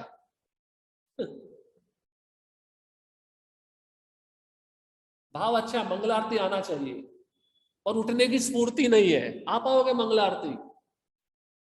नहीं आ पाओगे। इसलिए दोनों की जरूरत है। इसलिए ऐसे भक्तों के साथ में रहना चाहिए जो उत्साही होते हैं, स्फूर्ति वाले होते हैं, जो धक्का मारने वाले होते हैं। भीड़ में देखा है ना, आप किसी स्थान पे पहुंचना है, आप अंदर घुस जाओ, धक्का लगते लगते उस स्थान पे पहुंच जाओगे। तो संग ऐसा है। इसलिए ज्ञानी लोग संग नहीं करते, संग में वो भयभीत रहते हैं। और भक्ति कैसी है? संग में की जाती है। समस्त कार्यों को दो श्रेणियों में विभाजित किया जा सकता है। प्रथम किसी विशेष उद्देश्य की प्राप्ति के लिए, तथा दूसरी प्रतिकूल परिस्थिति से बचने के लिए। अब अनुशीलन का एक और भी आगे विस्तार बता रहे हैं रूप गोस्वामी। कहते हैं जो भी हम सेवा करते हैं वह भी दो भागों में बंटनी चाहिए। पहला भाग क्या है? हम किसके लिए सेवा कर रहे हैं, इसके पीछे क्या उद्देश्य है, इसका ये प्रश्न का उत्तर हमें ढूंढना चाहिए। कई भक्त होते हैं सेवा करते रहते हैं, तो उनको पूछा जाए इसके पीछे क्या उद्देश्य है, उनको पता ही नहीं। और दूसरा बहुत महत्वपूर्ण है, दूसरा है प्रतिकूल परिस्थिति से बचना, मतलब असत्संग से बचना। एक जगह तो आपको भक्ति करना है सही उद्देश्यों को प्राप्त करने के लिए, और दूसरा गलत संग से बचना है। जो क्रियाएं भक्ति के अनुशीलन में हमको विरुद्ध दिशा में लेके जा रही है, उससे बचना। जैसे उदाहरण के रूप में एक ब्रह्मचारी है, मंदिर में फुल टाइम ज्वाइन हो गया, चलो उसको पता है कि मेरे जीवन का उद्देश्य क्या है, भगवत प्राप्ति, मुझे गुरु के आश्रम में रहकर उनकी सेवा करनी है और भगवत प्राप्ति करना है।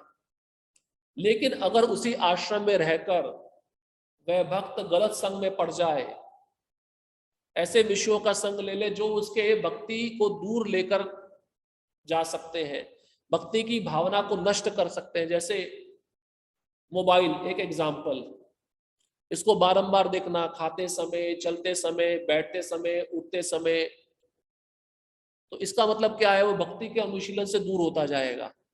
ये प्रतिकूल स्थिति है। इसलिए उद्देश्य को समझने के साथ साथ अनुकूल भक्ति के भाव को ग्रहण करना है, प्रतिकूल भक्ति के भाव को ग्रहण नहीं करना।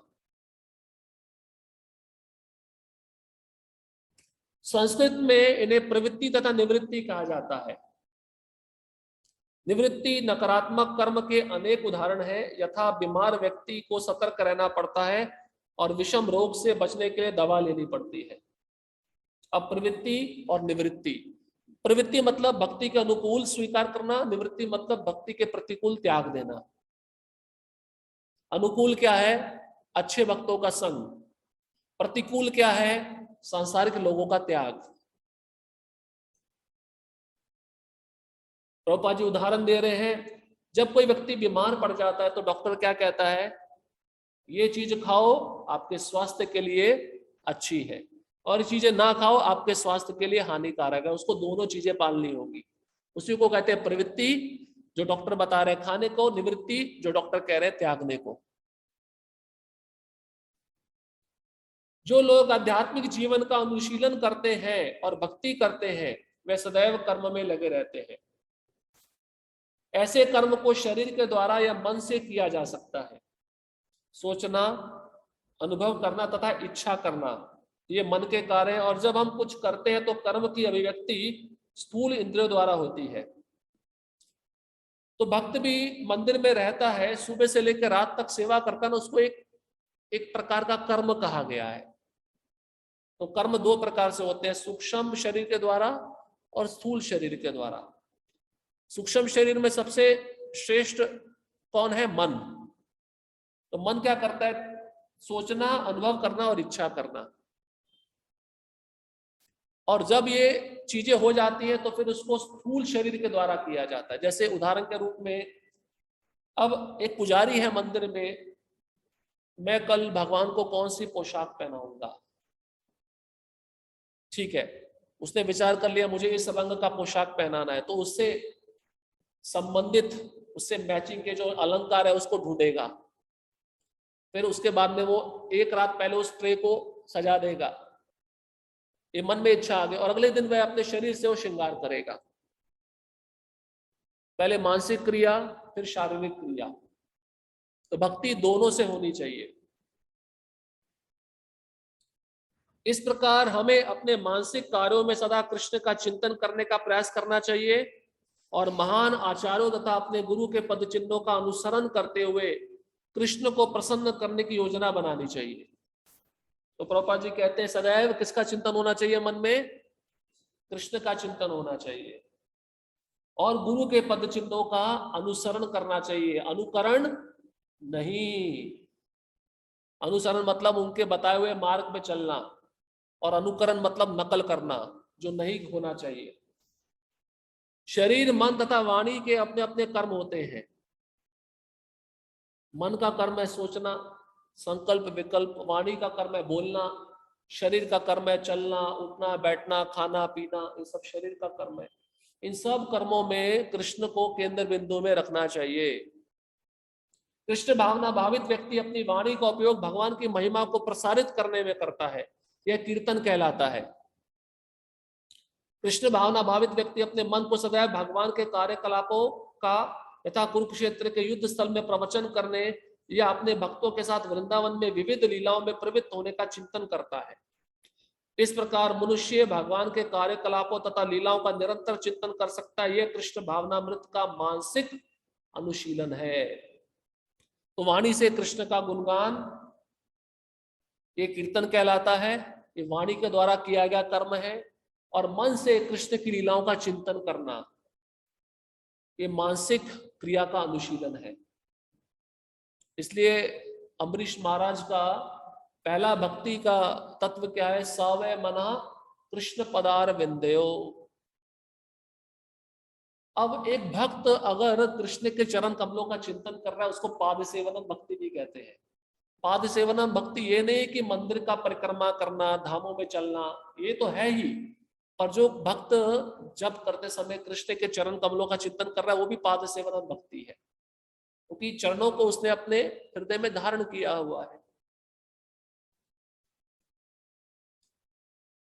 इस प्रकार हम अपने शारीरिक कार्यों द्वारा अनेक सेवाएं अर्पित कर सकते हैं, लेकिन इन सारे कार्यों को कृष्ण से संबंधित होना चाहिए। सबसे महत्वपूर्ण वाक्य प्रभुपाद जी कह रहे हैं। आंखों से, कान से, नाक से, जीवा से, त्वचा से, हाथ से, पांव से आप कर्म कर सकते हो, पर इन सब कर्म का केंद्र बिंदु कौन होना चाहिए? कृष्ण होने चाहिए।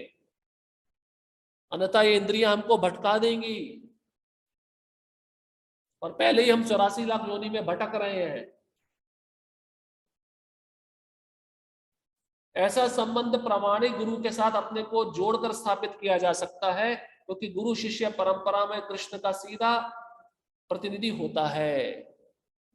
अब प्रभुपाद जी प्रगति का मार्ग बता रहे हैं। रूप गोस्वामी भी कहते हैं गुरु पादाश्रयम। सबसे पहले गुरु का आश्रय चाहिए, दीक्षा लेनी चाहिए। ये बहुत ही महत्वपूर्ण बात है। दीक्षा के बिना आपके जो कार्य हैं वो सफल नहीं हो पाएंगे, क्योंकि गुरु कौन है? वह गुरु शिष्य परंपरा में कृष्ण के सीधे प्रतिनिधि हैं। भगवान कृष्ण उद्धव जी को भी बोले हैं, आचार्यो मां विजानीयात नाव मन्नेत करिचित। उद्धव जी को कृष्ण कहते हैं कि ये जो आचार्य है ये साक्षात मेरा स्वरूप है, मैं इनके रूप में पृथ्वी पे विचरण करता हूं, इनको आप साधारण मत समझो, इनका आश्रय आपको लेना ही पड़ेगा। इनके आश्रय लिए बिना मैं आपको स्वीकार नहीं कर सकता।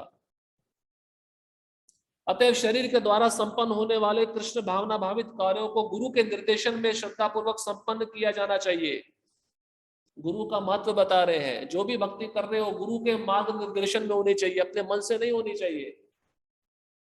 जैसे भक्त सोचते हैं चलो 16 माला तो अच्छा है, मैं आज 32 माला करूंगा। नहीं, अपने काउंसलर शिक्षा गुरु से पूछो, पहले परमिशन लो। वो भी एक गुरु की भांति आपको मार्गदर्शन कर रहे हैं भक्ति के मार्ग पर, इसलिए उनसे पूछना बहुत जरूरी है। भक्ति में कुछ आप अपने मन से मत करो, नहीं तो आप भ्रमित हो जाओगे। और दूसरा बता रहे श्रद्धा पूर्वक संपन्न करना चाहिए। खाली कार्य करने से कुछ नहीं होगा, गुरु के वचनों पे श्रद्धा, गुरु ने जो सेवा दी है उस पर पूर्ण श्रद्धा होनी चाहिए। और श्रद्धा शब्द का परिभाषा क्या है? श्रद्धा शब्द विश्वास के सुदृढ़ निश्चय, कृष्ण भक्ति कैले सर्व कर्म कृत है। श्रद्धा का अर्थ है कि कृष्ण भक्ति करने पर मुझे अन्य किसी भी प्रकार का कर्म करने की आवश्यकता नहीं है, इसी में पूर्ण सिद्धि है। गुरु के साथ इस संबंध को दीक्षा कहते हैं। संबंध, इसलिए संबंध ज्ञान चाहिए, वो गुरु दे सकते हैं संबंध ज्ञान। दीक्षा के समय वह गुरु शिष्य को कृष्ण के साथ जोड़ देता है, परंपरा के साथ जोड़ देता है और संबंध ज्ञान देता है। संबंध ज्ञान मतलब मैं कौन हूं, मेरा स्वरूप क्या है, जीवेरे स्वरूप होए कृष्ण नित्यदास। ये ज्ञान गुरु से दीक्षा के समय प्राप्त होता है। बिना संबंध ज्ञान के आप अभिधेय पर नहीं पहुंच सकते। गुरु से दीक्षा प्राप्त करने के दिन से ही कृष्ण तथा कृष्ण भावनामृत का अनुशीलन करने वाले व्यक्ति के मध्य संबंध स्थापित हो जाता है। प्रामाणिक गुरु से दीक्षा प्राप्त किए बिना कृष्ण भावनामृत से वास्तविक संबंध कभी पूरा नहीं होता। अब प्रभुपाद जी ये भी कह रहे हैं 4 प्रामाणिक संप्रदाय है, उसी में दीक्षा लेनी चाहिए। अगर इन 4 संप्रदायों के बाहर आप दीक्षा लोगे तो आपका संबंध कृष्ण के साथ कभी भी नहीं हो पाएगा।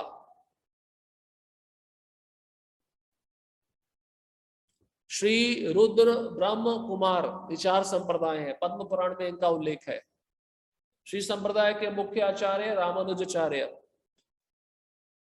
कुमार संप्रदाय के मुख्य आचार्य निम्बार्काचार्य, ब्रह्म संप्रदाय के मुख्य आचार्य मध्वाचार्य और रुद्र संप्रदाय के आचार्य विष्णु स्वामी। और तीनों, चारों संप्रदाय कृष्ण का ही मंत्र देते हैं दीक्षा के समय, किसी देवी देवता का मंत्र नहीं देते। कृष्ण भावनामृत का यह अनुशीलन भौतिक नहीं होता। भगवान की 3 सामान्य शक्तियां हैं, बहिरंगा शक्ति, अंतरंगा शक्ति तथा तटस्था शक्ति। सारे जीव तटस्था शक्ति कहलाते हैं और भौतिक जगत बाह्य शक्ति या भौतिक शक्ति का कार्य है। फिर आध्यात्मिक जगत भी है जो अंतरंगा शक्ति की अभिव्यक्ति है। तटस्था शक्ति कहलाने वाले सारे जीव निकृष्ट बहिरंगा शक्ति के अंतर्गत भौतिक कार्य करते हैं। जब वे अंतरंगा आध्यात्मिक शक्ति के अंतर्गत कार्य करते तो उनके कार्य कृष्ण भावना भावित कहलाते हैं। इसका अर्थ यह हुआ कि महात्मा जन या महान भक्तजन भौतिक शक्ति के बंधन में आकर कार्य नहीं करते। महात्मानोस्तु माम पार्था दैवीम प्रकृतिम आश्रिता, भगवत गीता में कृष्ण बोले हैं, जो महात्मा होते हैं वो मेरी दैवी प्रकृति के आश्रय में रहते हैं। राधा रानी जो अंतरंगा शक्ति है उनके आश्रय में रहते हैं।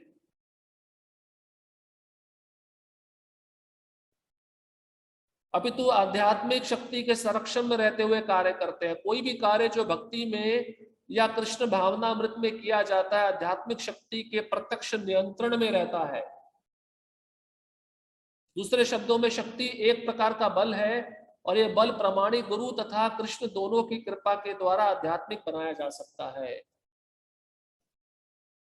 श्रील प्रभुपाद जी कह रहे हैं कि 3 प्रकार की शक्तियां हैं, अंतरंगा, बहिरंगा और तटस्था।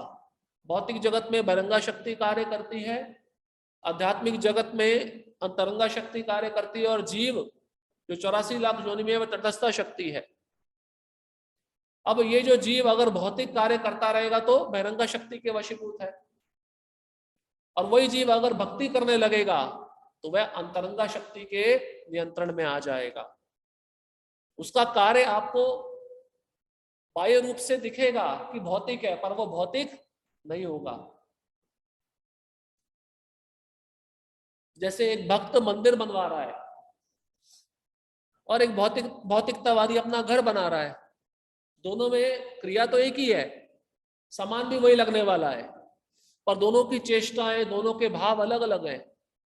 एक बहिरंगा शक्ति के वशीभूत होकर अपना घर बना रहा है, एक अंतरंगा शक्ति के नियंत्रण में रहकर भगवान का मंदिर बना रहा है। और अंतरंगा शक्ति में रहने वाला भक्त मुक्त अवस्था में है और बहिरंगा शक्ति के वशीभूत रहकर रहने वाला व्यक्ति बद्ध अवस्था में है। एक कर्मी को, एक बहुत बड़ा उद्योगपति है, उसको एक जमीन दिखाई दे, जमीन खरीदने के लिए उसको बुलाया जाए तो पहले विचार करेगा मैं यहाँ पे होटल बनाऊंगा, होटल में कितने कमरे होंगे, उससे मुझे कितना प्रॉफिट होगा। और जब भक्त को बुलाया जाए जमीन देखने के लिए, सबसे पहले विचार करेगा यहाँ पे मंदिर होना चाहिए, यहाँ पे भगवान के पुष्प के लिए एक बगीचा होना चाहिए जिससे पुष्प उगा सके और भगवान का हार बना सके। चेतना में अंतर है, एक आध्यात्मिक शक्ति कार्य कर रही है भक्त के जीवन में और दूसरा भौतिक शक्ति कार्य कर रही है भौतिकतावादी के जीवन में। तो एक शक्ति मुक्त करने वाली है, गोलोक भेजने वाली है, और एक शक्ति बद्ध करने वाली, इसी संसार में रखने वाली है। अब निर्णय तटस्था शक्ति को लेना है कि मुझे कौन सी शक्ति चाहिए, क्योंकि तो तटस्थ, तट मतलब वो तट पे है। पापा जी कहते हैं जैसे समुद्र की लहर आती है, कभी बालू को लेके जाती है पानी में और फिर आते बालू को उसी तट पे छोड़ देती है। तो निर्णय तटस्था शक्ति के हाथ में है। कृष्णदास कविराज गोस्वामी कृत श्री चैतन्य चरितामृत में भगवान चैतन्य कहते हैं कि वह मनुष्य भाग्यशाली है जो कृष्ण की कृपा से प्रामाणिक गुरु के संपर्क में आता है। कौन सा श्लोक है? ब्रह्मांड भ्रमिते कौन भाग्यवान जीव, गुरु कृष्ण प्रसादे पाए भक्ति लता बीज। देखिए, जो गुरु के संपर्क में आया है बहुत भाग्यशाली है, साधारण जीव नहीं है, कृष्ण ने उसको चुना है। जो आध्यात्मिक जीवन के विषय में गंभीर है उसे कृष्ण बुद्धि प्रदान करते हैं। ददामि बुद्धि योगम तम येन माम उपयान्ति ते, तेषां सतत युक्तानां भजतां प्रीति पूर्वकम ददामि बुद्धि योगम तम येन माम उपयान्ति ते। कृष्ण कहते हैं सतत जो मेरा कीर्तन कर रहा है, कीर्तन मतलब मेरी सेवा कर रहा है, किस प्रकार से?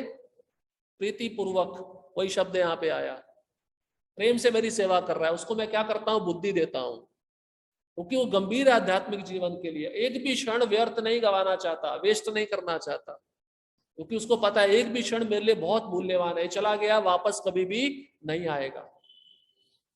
तो जो आप देखिए, जो प्रगतिशील भक्त है एक भी क्षण खाली नहीं बैठते, कुछ ना कुछ भगवान की सेवा में नित्य लगे रहते हैं।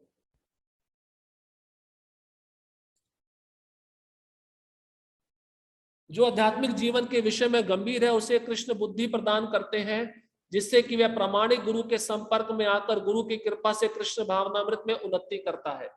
इसका उदाहरण ध्रुव महाराज, जो बहुत गंभीर थे भगवत प्राप्ति के लिए, तो भगवान ने किसको भेजा? नारद मुनि को भेजा। भगवान देखते हैं कि ये जीव अब वास्तव में गंभीर हो गया है, तो भगवान उसको गुरु के पास भेज देंगे। फिर वह गुरु दीक्षा देते हैं, संबंध स्थापित होता है और वह शिष्य गुरु की आज्ञा का पालन करते करते भगवत धाम चला जाता है। इस तरह कृष्ण भावनामृत का सारा प्रभाव क्षेत्र साक्षात आध्यात्मिक शक्ति कृष्ण तथा गुरु के अधीन है।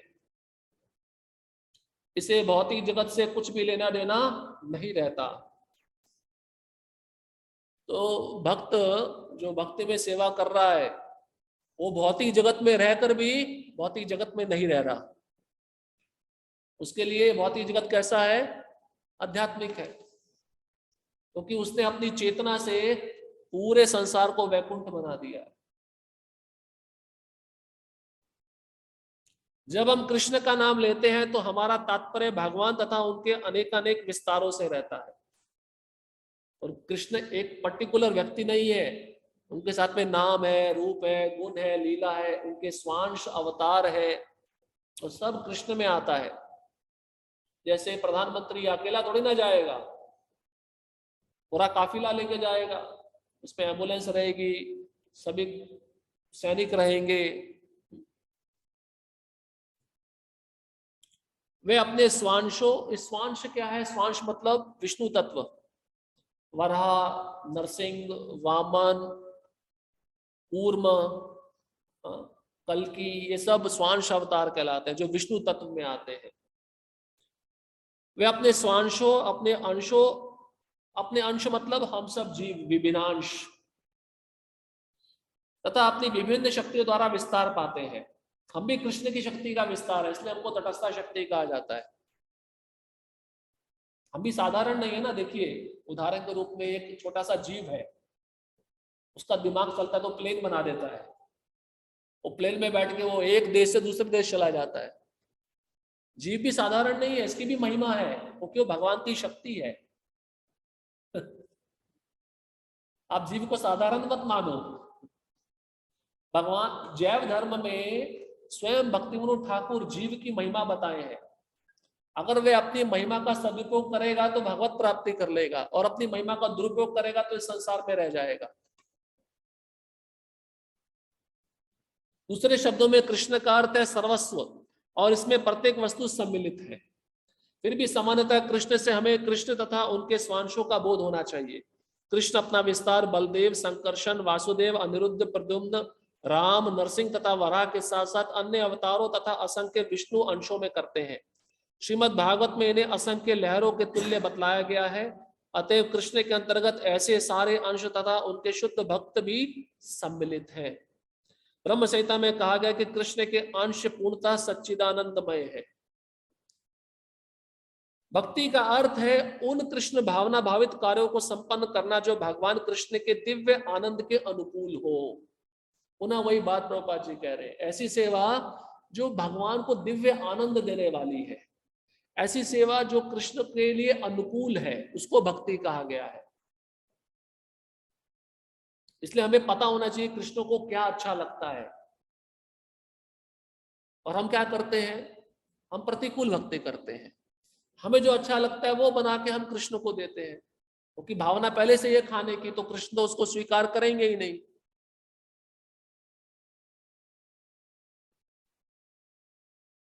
विभिन्न प्रकार के व्यंजन है, चापा कला, गोपाल कला, आपने सुना भी नहीं होगा। रूप गोस्वामी, सनातन गोस्वामी इसका ग्रंथों में वर्णन किया है, इन रेसिपी का कैसे बनाई जाती है। बहुत सुंदर है ये पदार्थ, कभी सोचना चाहिए और जानने का प्रयत्न करना चाहिए इसको कैसे बनाए और इसको कैसे कृष्ण को भोग लगाएं प्रेम पूर्वक।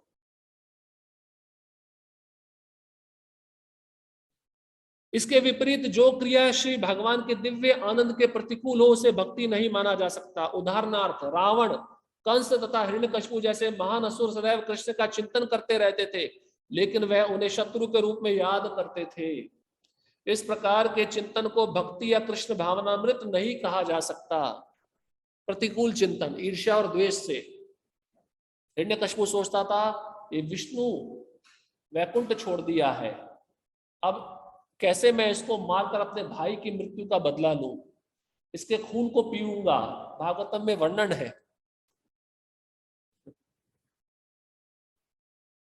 अब भगवान भी थोड़ा लीला करते हैं, भगवान सोचे कि मेरे को ढूंढने आ रहा है, भगवान श्वास के द्वारा उसके नासिका से अंदर चले गए और छिप गए और ढूंढ रहा है, भगवान तो कहीं है ही नहीं। और हिरण्यकशिपु सोचता है भय के कारण ये विष्णु डर के मारे भाग गया। प्रतिकूल भक्ति, कभी कभी निर्विशेषवादी जन भक्ति को ठीक से ना समझकर कृष्ण को उनकी साज सामग्री तथा लीलाओं से पृथक कर देते हैं। उदाहरणार्थ भगवत गीता का प्रवचन कुरुक्षेत्र युद्ध स्थल में हुआ था और निर्विशेषवादी कहते हैं कि यद्यपि कृष्ण रोचक है किंतु कुरुक्षेत्र का युद्ध स्थल ऐसा नहीं है।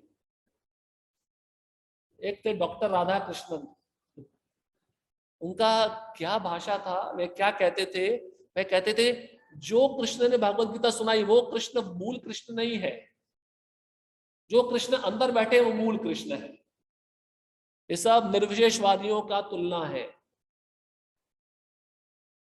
ये कृष्ण को उनके पैराफर्नेलिया से अलग कर देते हैं, जबकि कृष्ण का साज सामग्री कृष्ण से अलग नहीं है, कृष्ण ही है। भक्तगण भी जानते हैं कि उनको भी कुरुक्षेत्र के युद्ध स्थल से कुछ लेना देना नहीं है, किंतु साथ ही वे ये भी जानते हैं कि कृष्ण का अर्थ अकेले कृष्ण नहीं है। भक्तगण कुरुक्षेत्र क्यों जाते हैं, क्योंकि कृष्ण ने वहां पे भगवत गीता सुनाई, कृष्ण का संबंध है उस स्थान से। अगर कृष्ण का संबंध उस स्थान से नहीं होता तो भक्तगण भी नहीं जाते। वे सदा अपने पार्षदों एवं साज सामग्री के साथ रहते हैं।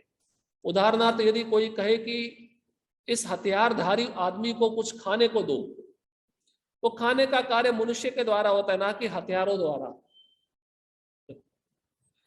इसी प्रकार कृष्ण भावनामृत में भक्त की रुचि साज सामग्री तथा कृष्ण संबंधी स्थानों यथा कुरुक्षेत्र युद्ध स्थल में हो सकती है, किंतु उसे ऐसी वैसी किसी भी युद्ध भूमि से कुछ भी लगाव नहीं रहता। उसको तो कृष्ण से, उनकी वाणी, उनके उपदेश आदि से लगाव रहता है। युद्ध क्षेत्र की इतनी महत्ता कृष्ण के कारण ही है। कुरुक्षेत्र की महिमा क्यों है, कृष्ण के कारण है। कृष्ण ने वहां पे गीता सुनाई, इसलिए भक्तगण जाते हैं, उस स्थान को महत्व देते हैं। कृष्ण भावनामृत को समझने का यही सार है। इसे समझे बिना मनुष्य समझने में भ्रांति का शिकार हो सकता है कि भक्तगण कुरुक्षेत्र के युद्ध स्थल में रुचि क्यों लेते हैं। जो व्यक्ति कृष्ण में रुचि रखता है वह उनके विभिन्न कार्यकलापों तथा लीलाओं में भी रुचि लेने लगता है। अब जो भक्त है भागवतम पढ़ेगा तो उसकी इच्छा होगी मैं महाभारत भी पढ़ूं, मैं अन्य ग्रंथ भी पढ़ूं जिसमें कृष्ण का सुंदर लीलाओं का वर्णन है। भक्ति रसामृत सिंधु में श्रील रूप गोस्वामी के अनुसार शुद्ध भक्ति की परिभाषा को इस प्रकार सार रूप में दिया जा सकता है। उसकी सेवा अनुकूल होती है और सदैव कृष्ण से संबंधित रहती है। दो महत्वपूर्ण लक्षण शुद्ध भक्त के। रूप गोस्वामी कहते हैं एक तो अनुकूल भक्ति करेगा, जो कृष्ण को पसंद है वो देगा, और उसकी भक्ति कृष्ण से संबंधित रहेगी। एकमात्र कृष्ण एक शरणम, कृष्ण को छोड़कर किसी और के पास नहीं जाएगा।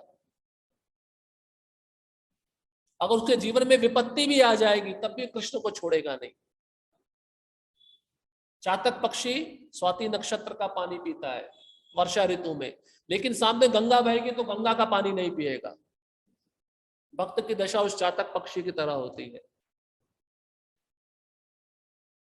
ऐसे कृष्ण भावना भावित कार्यों की शुद्धता बनाए रखने के लिए मनुष्य को समस्त भौतिक आकांक्षाओं तथा दार्शनिक चिंतन मनोधर्म से मुक्त होना चाहिए। भगवान की सेवा के अतिरिक्त कोई भी आकांक्षा भौतिक आकांक्षा कहलाती है। और दार्शनिक चिंतन मनोधर्म का अर्थ है ऐसा चिंतन जो अंततः शून्यवाद या निर्विशेषवाद तक पहुंचे। अब प्रभुपाद जी स्पष्ट कहते हैं कोई भी भौतिक इच्छा वो भगवान की भक्ति में सेवा नहीं कहलाई जा सकती। भगवान की सेवा के अतिरिक्त भक्त में कोई भी भौतिक इच्छा नहीं होनी चाहिए। एक ही इच्छा होनी चाहिए। कौन सी इच्छा? कृष्ण की सेवा, उनको मैं कैसे प्रसन्न करूं।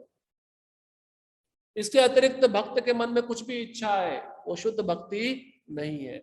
और दूसरा प्रभुपाद जी कहते हैं दार्शनिक चिंतन जो मनोधर्मी होते हैं, ज्ञानी होते हैं, ऐसा चिंतन जो उनको शून्यवाद तक लेके जाता है। शून्यवाद मतलब बौद्ध, बुद्धिस्ट, निर्वाण, मरने के बाद हम जीरो हो जाएंगे।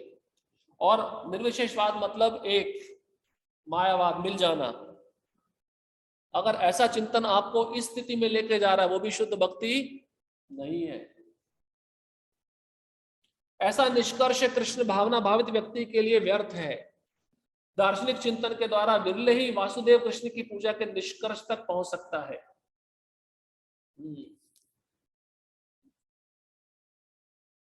अब कोई भक्त है, भक्त नहीं ज्ञानी है, चिंतन कर रहा है, चिंतन करते करते कई जन्मों के बाद जब वो वासुदेव की शरण में आता है तब वो भक्त बन पाता है। ये तो उसको इतना जन्म प्रतीक्षा करना पड़ता है। इसलिए दार्शनिक चिंतन विरला ही। हमने उपदेशामृत में भी पढ़ा, बहुत सारे ज्ञानी होते हैं, ज्ञानियों में से एक ज्ञान के बल पर मुक्त होता है। वो ज्ञान के द्वारा मुक्त हुआ है, भक्त नहीं बना है। उसको भक्त बनने के लिए कई जन्म लेने पड़ेंगे।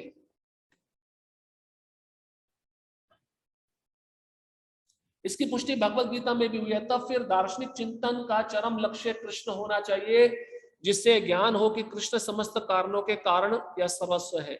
अतः मनुष्य को उनकी शरण में जाना चाहिए। यदि इस अंतिम लक्ष्य तक पहुंचा जा सके तो दार्शनिक प्रगति अनुकूल होती है, किंतु यदि दार्शनिक चिंतन का निष्कर्ष शून्यवाद या निर्विशेषवाद निकले तो वह भक्ति नहीं है। दार्शनिक चिंतन अनेक जन्मों के बाद जब निष्कर्ष पर पहुंचे भक्त बन जाए तो सफल है, लेकिन अगर उसका निष्कर्ष है शून्यवाद, निर्विशेषवाद, तो वह भक्ति नहीं है, वो अपनी इंद्र तृप्ति है। इसलिए कृष्णदास कविराज गोस्वामी चैतन्य चरितामृत में क्या कहते हैं?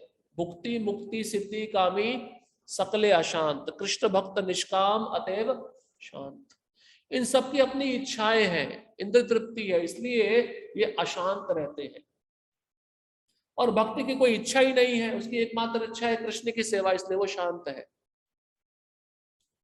कभी कभी कर्म को या सकाम कर्म को कर्मकांड समझ लिया जाता है। ऐसे अनेक लोग हैं जो वेद वर्णित कर्मकांड के प्रति अत्यधिक आकृष्ट होते हैं, किंतु यदि कृष्ण को जाने बिना कोई व्यक्ति एकमात्र कर्मकांड के प्रति आकृष्ट होता है तो उसके कार्य कृष्ण भावनामृत के प्रतिकूल पड़ते हैं। तो ऐसा कर्म जिसके पीछे भौतिक इच्छा हो, भौतिक लाभ हो और उसका प्रयोजन कृष्ण ना हो, तो वह भी प्रतिकूल भाव है, क्योंकि ऐसे लोग उन सुख सुविधाओं के प्रति आकृष्ट हो जाते हैं। इसका वर्णन पहले किया जा चुका है। कर्म मीमांसक जो भौतिक लाभ के लिए कर्मकांड की विधि को स्वीकार करते हैं और स्वर्ग में जाते हैं, कृष्ण को अपना लक्ष्य नहीं मानते, तो ऐसी क्रियाएं भी, ऐसा कर्म भी प्रतिकूल है। वास्तव में कृष्ण भावनामृत को केवल श्रवण, कीर्तन, स्मरण आदि पर ही आधारित किया जा सकता है। श्रीमद् भागवत में 9 विभिन्न विधियां बतलाई गई हैं। इनके अतिरिक्त प्रत्येक संपन्न कार्य कृष्ण भावनामृत के प्रतिकूल है। इस तरह ऐसी गलतियों से सदा बचना चाहिए। प्रभुपाद जी कहते हैं नवदा भक्ति को छोड़कर आप कुछ भी कर रहे हो वो भक्ति के प्रतिकूल है। प्रहलाद महाराज भी कहे, हे पिताजी, जो व्यक्ति नवदा भक्ति को स्वीकार किया सबसे बुद्धिमान व्यक्ति वही है, और जो नवदा भक्ति नहीं कर रहा सबसे बड़ा मूर्ख इस संसार में वही है। इसलिए हमें विचार करना चाहिए कि हमारी सेवा इन नवदा भक्ति के आसपास है या नहीं है। और इस नवदा भक्ति के आसपास नहीं है तो फिर प्रतिकूल अवस्था में है। श्रील रूप गोस्वामी ने भक्ति की इस परिभाषा में ज्ञान कर्मादि का भी उल्लेख किया है। ज्ञान कर्म आदि, ज्ञान और कर्म से तो रहित होनी चाहिए, आदि भी है। आदि मतलब तपस्या, दान, व्रत, ऐसे व्रत जो कृष्ण को प्रिय हो, ऐसा दान जो कृष्ण को प्रिय हो, ऐसे अनुष्ठान जो कृष्ण को प्रिय हो, उसमें आदि शब्द आ जाता है। ये आदि में सब आ जाता है, खाली ज्ञान और कर्म से रहित नहीं, इन सब तत्वों से भी रहित होना चाहिए भक्ति को। कर्मादि वे कार्य आते हैं जो शुद्ध भक्ति को प्राप्त करने में सहायक नहीं बनते हैं। तथा कथित त्याग के अनेक रूप भी कृष्ण की भक्ति के लिए अनुकूल नहीं होते। जैसे त्यागी जो होता है वो त्यागता रहता है, उसका हमने पैसा लाओगे, लक्ष्मी लाओगे, हाथ नहीं लगाएगा, बोलेगा माया है। लेकिन भक्त क्या करेंगे, उस लक्ष्मी को लेकर कृष्ण की सेवा में लगाएंगे। ना उनके अंदर भोग है, ना उनके अंदर त्याग है। तो त्याग करके भी भक्ति की अनुकूल स्थिति को प्राप्त नहीं किया जा सकता।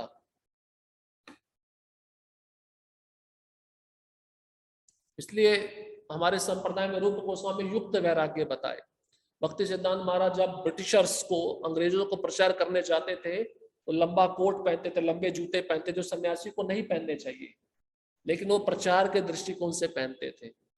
अब इस्लामिक कंट्री है, मुस्लिम देश है, वहां पे भक्त इस पोशाक में नहीं जा सकते, पैंट शर्ट में जाते हैं, प्रचार करते हैं। ये प्रतिकूल नहीं है, अनुकूल है, क्योंकि कृष्ण को प्रचार प्रिय है। श्रील रूप गोस्वामी ने नारद पंचरात्र की एक निम्नलिखित परिभाषा की उद्धृत की है।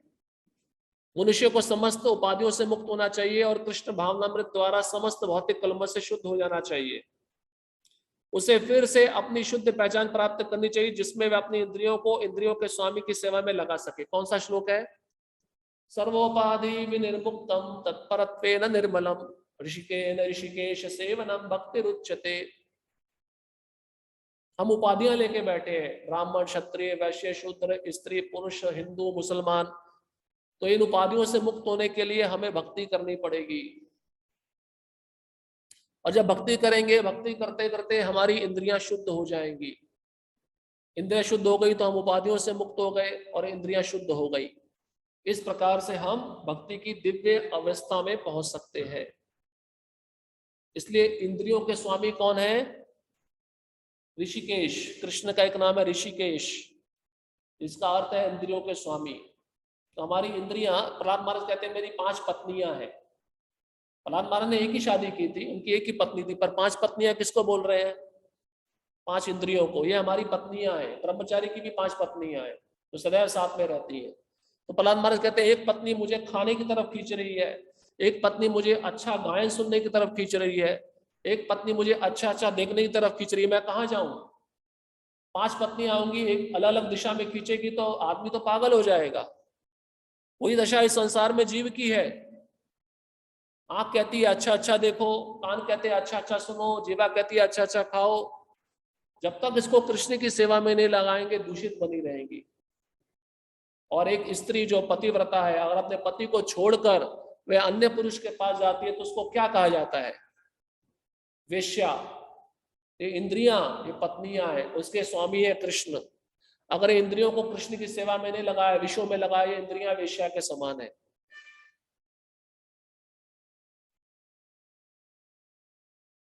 अतएव जब हमारी इंद्रियां इंद्रियों के वास्तविक स्वामी के लिए लग जाती है तो इसे भक्ति कहते हैं। हमारी बद्ध अवस्था में हमारी इंद्रियां शारीरिक मांगों की पूर्ति में लगी रहती है, किंतु जब वही इंद्रियां कृष्ण के आदेशों को पूरा करने में लगा दी जाती हैं तो हमारे कार्य भक्ति कहलाते हैं।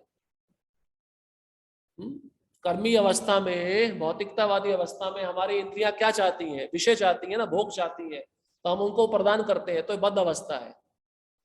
अब उन्हीं इंद्रियों को आप कृष्ण की सेवा में लगा दिए, आंखों से कृष्ण का रूप देखना, कानों से कृष्ण की कथा सुनना, जीवा से कृष्ण को अर्पित किया हुआ प्रसाद ग्रहण करना, नासिका से कृष्ण के चरण कमलों में चढ़ाए गए पुष्पों को सूंघना, त्वचा से कृष्ण के भक्तों को स्पर्श करना, ये इंद्रियां जब शुद्ध हो जाती है तब ये मुक्त अवस्था हो जाती है। इसी को भक्ति कहते हैं। जब तक मनुष्य अपने आप को किसी एक परिवार, किसी समाज या किसी व्यक्ति से संबंधित मानता है तब तक उसे उपाधि से आवृत कहा जाता है। मैं परिवार का स्वामी हूं, मैं राष्ट्र का प्रधानमंत्री हूं, मैं राज्य का मुख्यमंत्री हूं, ये सब उपाधियां हैं। किंतु उसे जब पूर्णतया ज्ञान हो जाता है कि वह किसी परिवार, समाज या देश से नहीं अपितु कृष्ण से नित्य संबंधित है, तब उसे अनुभूति होती है कि उसे अपनी शक्ति का संप्रयोग तथा कथित परिवार, समाज या देश के हितों में ना करके कृष्ण के लिए करना चाहिए। यही उद्देश्य की शुद्धता है और कृष्ण भावनामृत में शुद्ध भक्ति पद भी है। अब ये जो उपाधि है इससे हम आवृत है। जब उसको ज्ञान हो जाता है कि मैं कृष्ण का दास हूं, क्योंकि परिवार तो ज्यादा समय आपके साथ रहने वाला नहीं है, राज्य भी आपके साथ ज्यादा समय रहने वाला नहीं है। आज आप मुख्यमंत्री हो, कल आप मुख्यमंत्री नहीं हो पाओगे, और देश भी आपके साथ ज्यादा समय रहने वाला नहीं है। जब व्यक्ति ये समझ जाता है कि मैं कृष्ण का दास हूं, मेरा संबंध शाश्वत कृष्ण के साथ है, तब उसकी देहात्म बुद्धि खत्म होती है। तब वह इस उद्देश्य पे पहुंचता है कि कृष्ण भावनामृत ही सर्वश्रेष्ठ है और वह सारा कार्य कृष्ण के लिए करता है। तो कहने का तात्पर्य यह है कि अपनी इंद्रियों को शुद्ध करके पूर्ण रूप से कृष्ण की सेवा में लगाना और उपाधियों से मुक्त होना, इसको देहात्म बुद्धि भी कहते हैं। कृष्ण भागवतम के 11वें स्कंद में उद्धव जी को बताया, यस्यात्म बुद्धि कुरूपेत्र धातु के, ये कफ पित्त वायु का थैला, इसको हम शरीर मान रहे हैं, स्व मान रहे हैं। इससे बच्चा जन्म लेता है उसको अपना मानते हैं, इसके साथ विवाह होता है किसी स्त्री के साथ उसको अपना मानते हैं। सब देहात्म बुद्धि है। डेजिग्नेशन, उपाधियां, मैं इस स्त्री का पति हूं, मैं इस बच्चे का पिता हूं, ये सब उपाधियां हैं। इससे मुक्त होने के लिए मनुष्य को कृष्ण की भक्ति करनी पड़ेगी, अपनी पूरी इंद्रियों को कृष्ण की सेवा में लगाना पड़ेगा, तभी वह शुद्ध अवस्था में आ सकता है। हरे कृष्णा कृष्णा कृष्णा हरे हरे, हरे राम राम राम हरे हरे।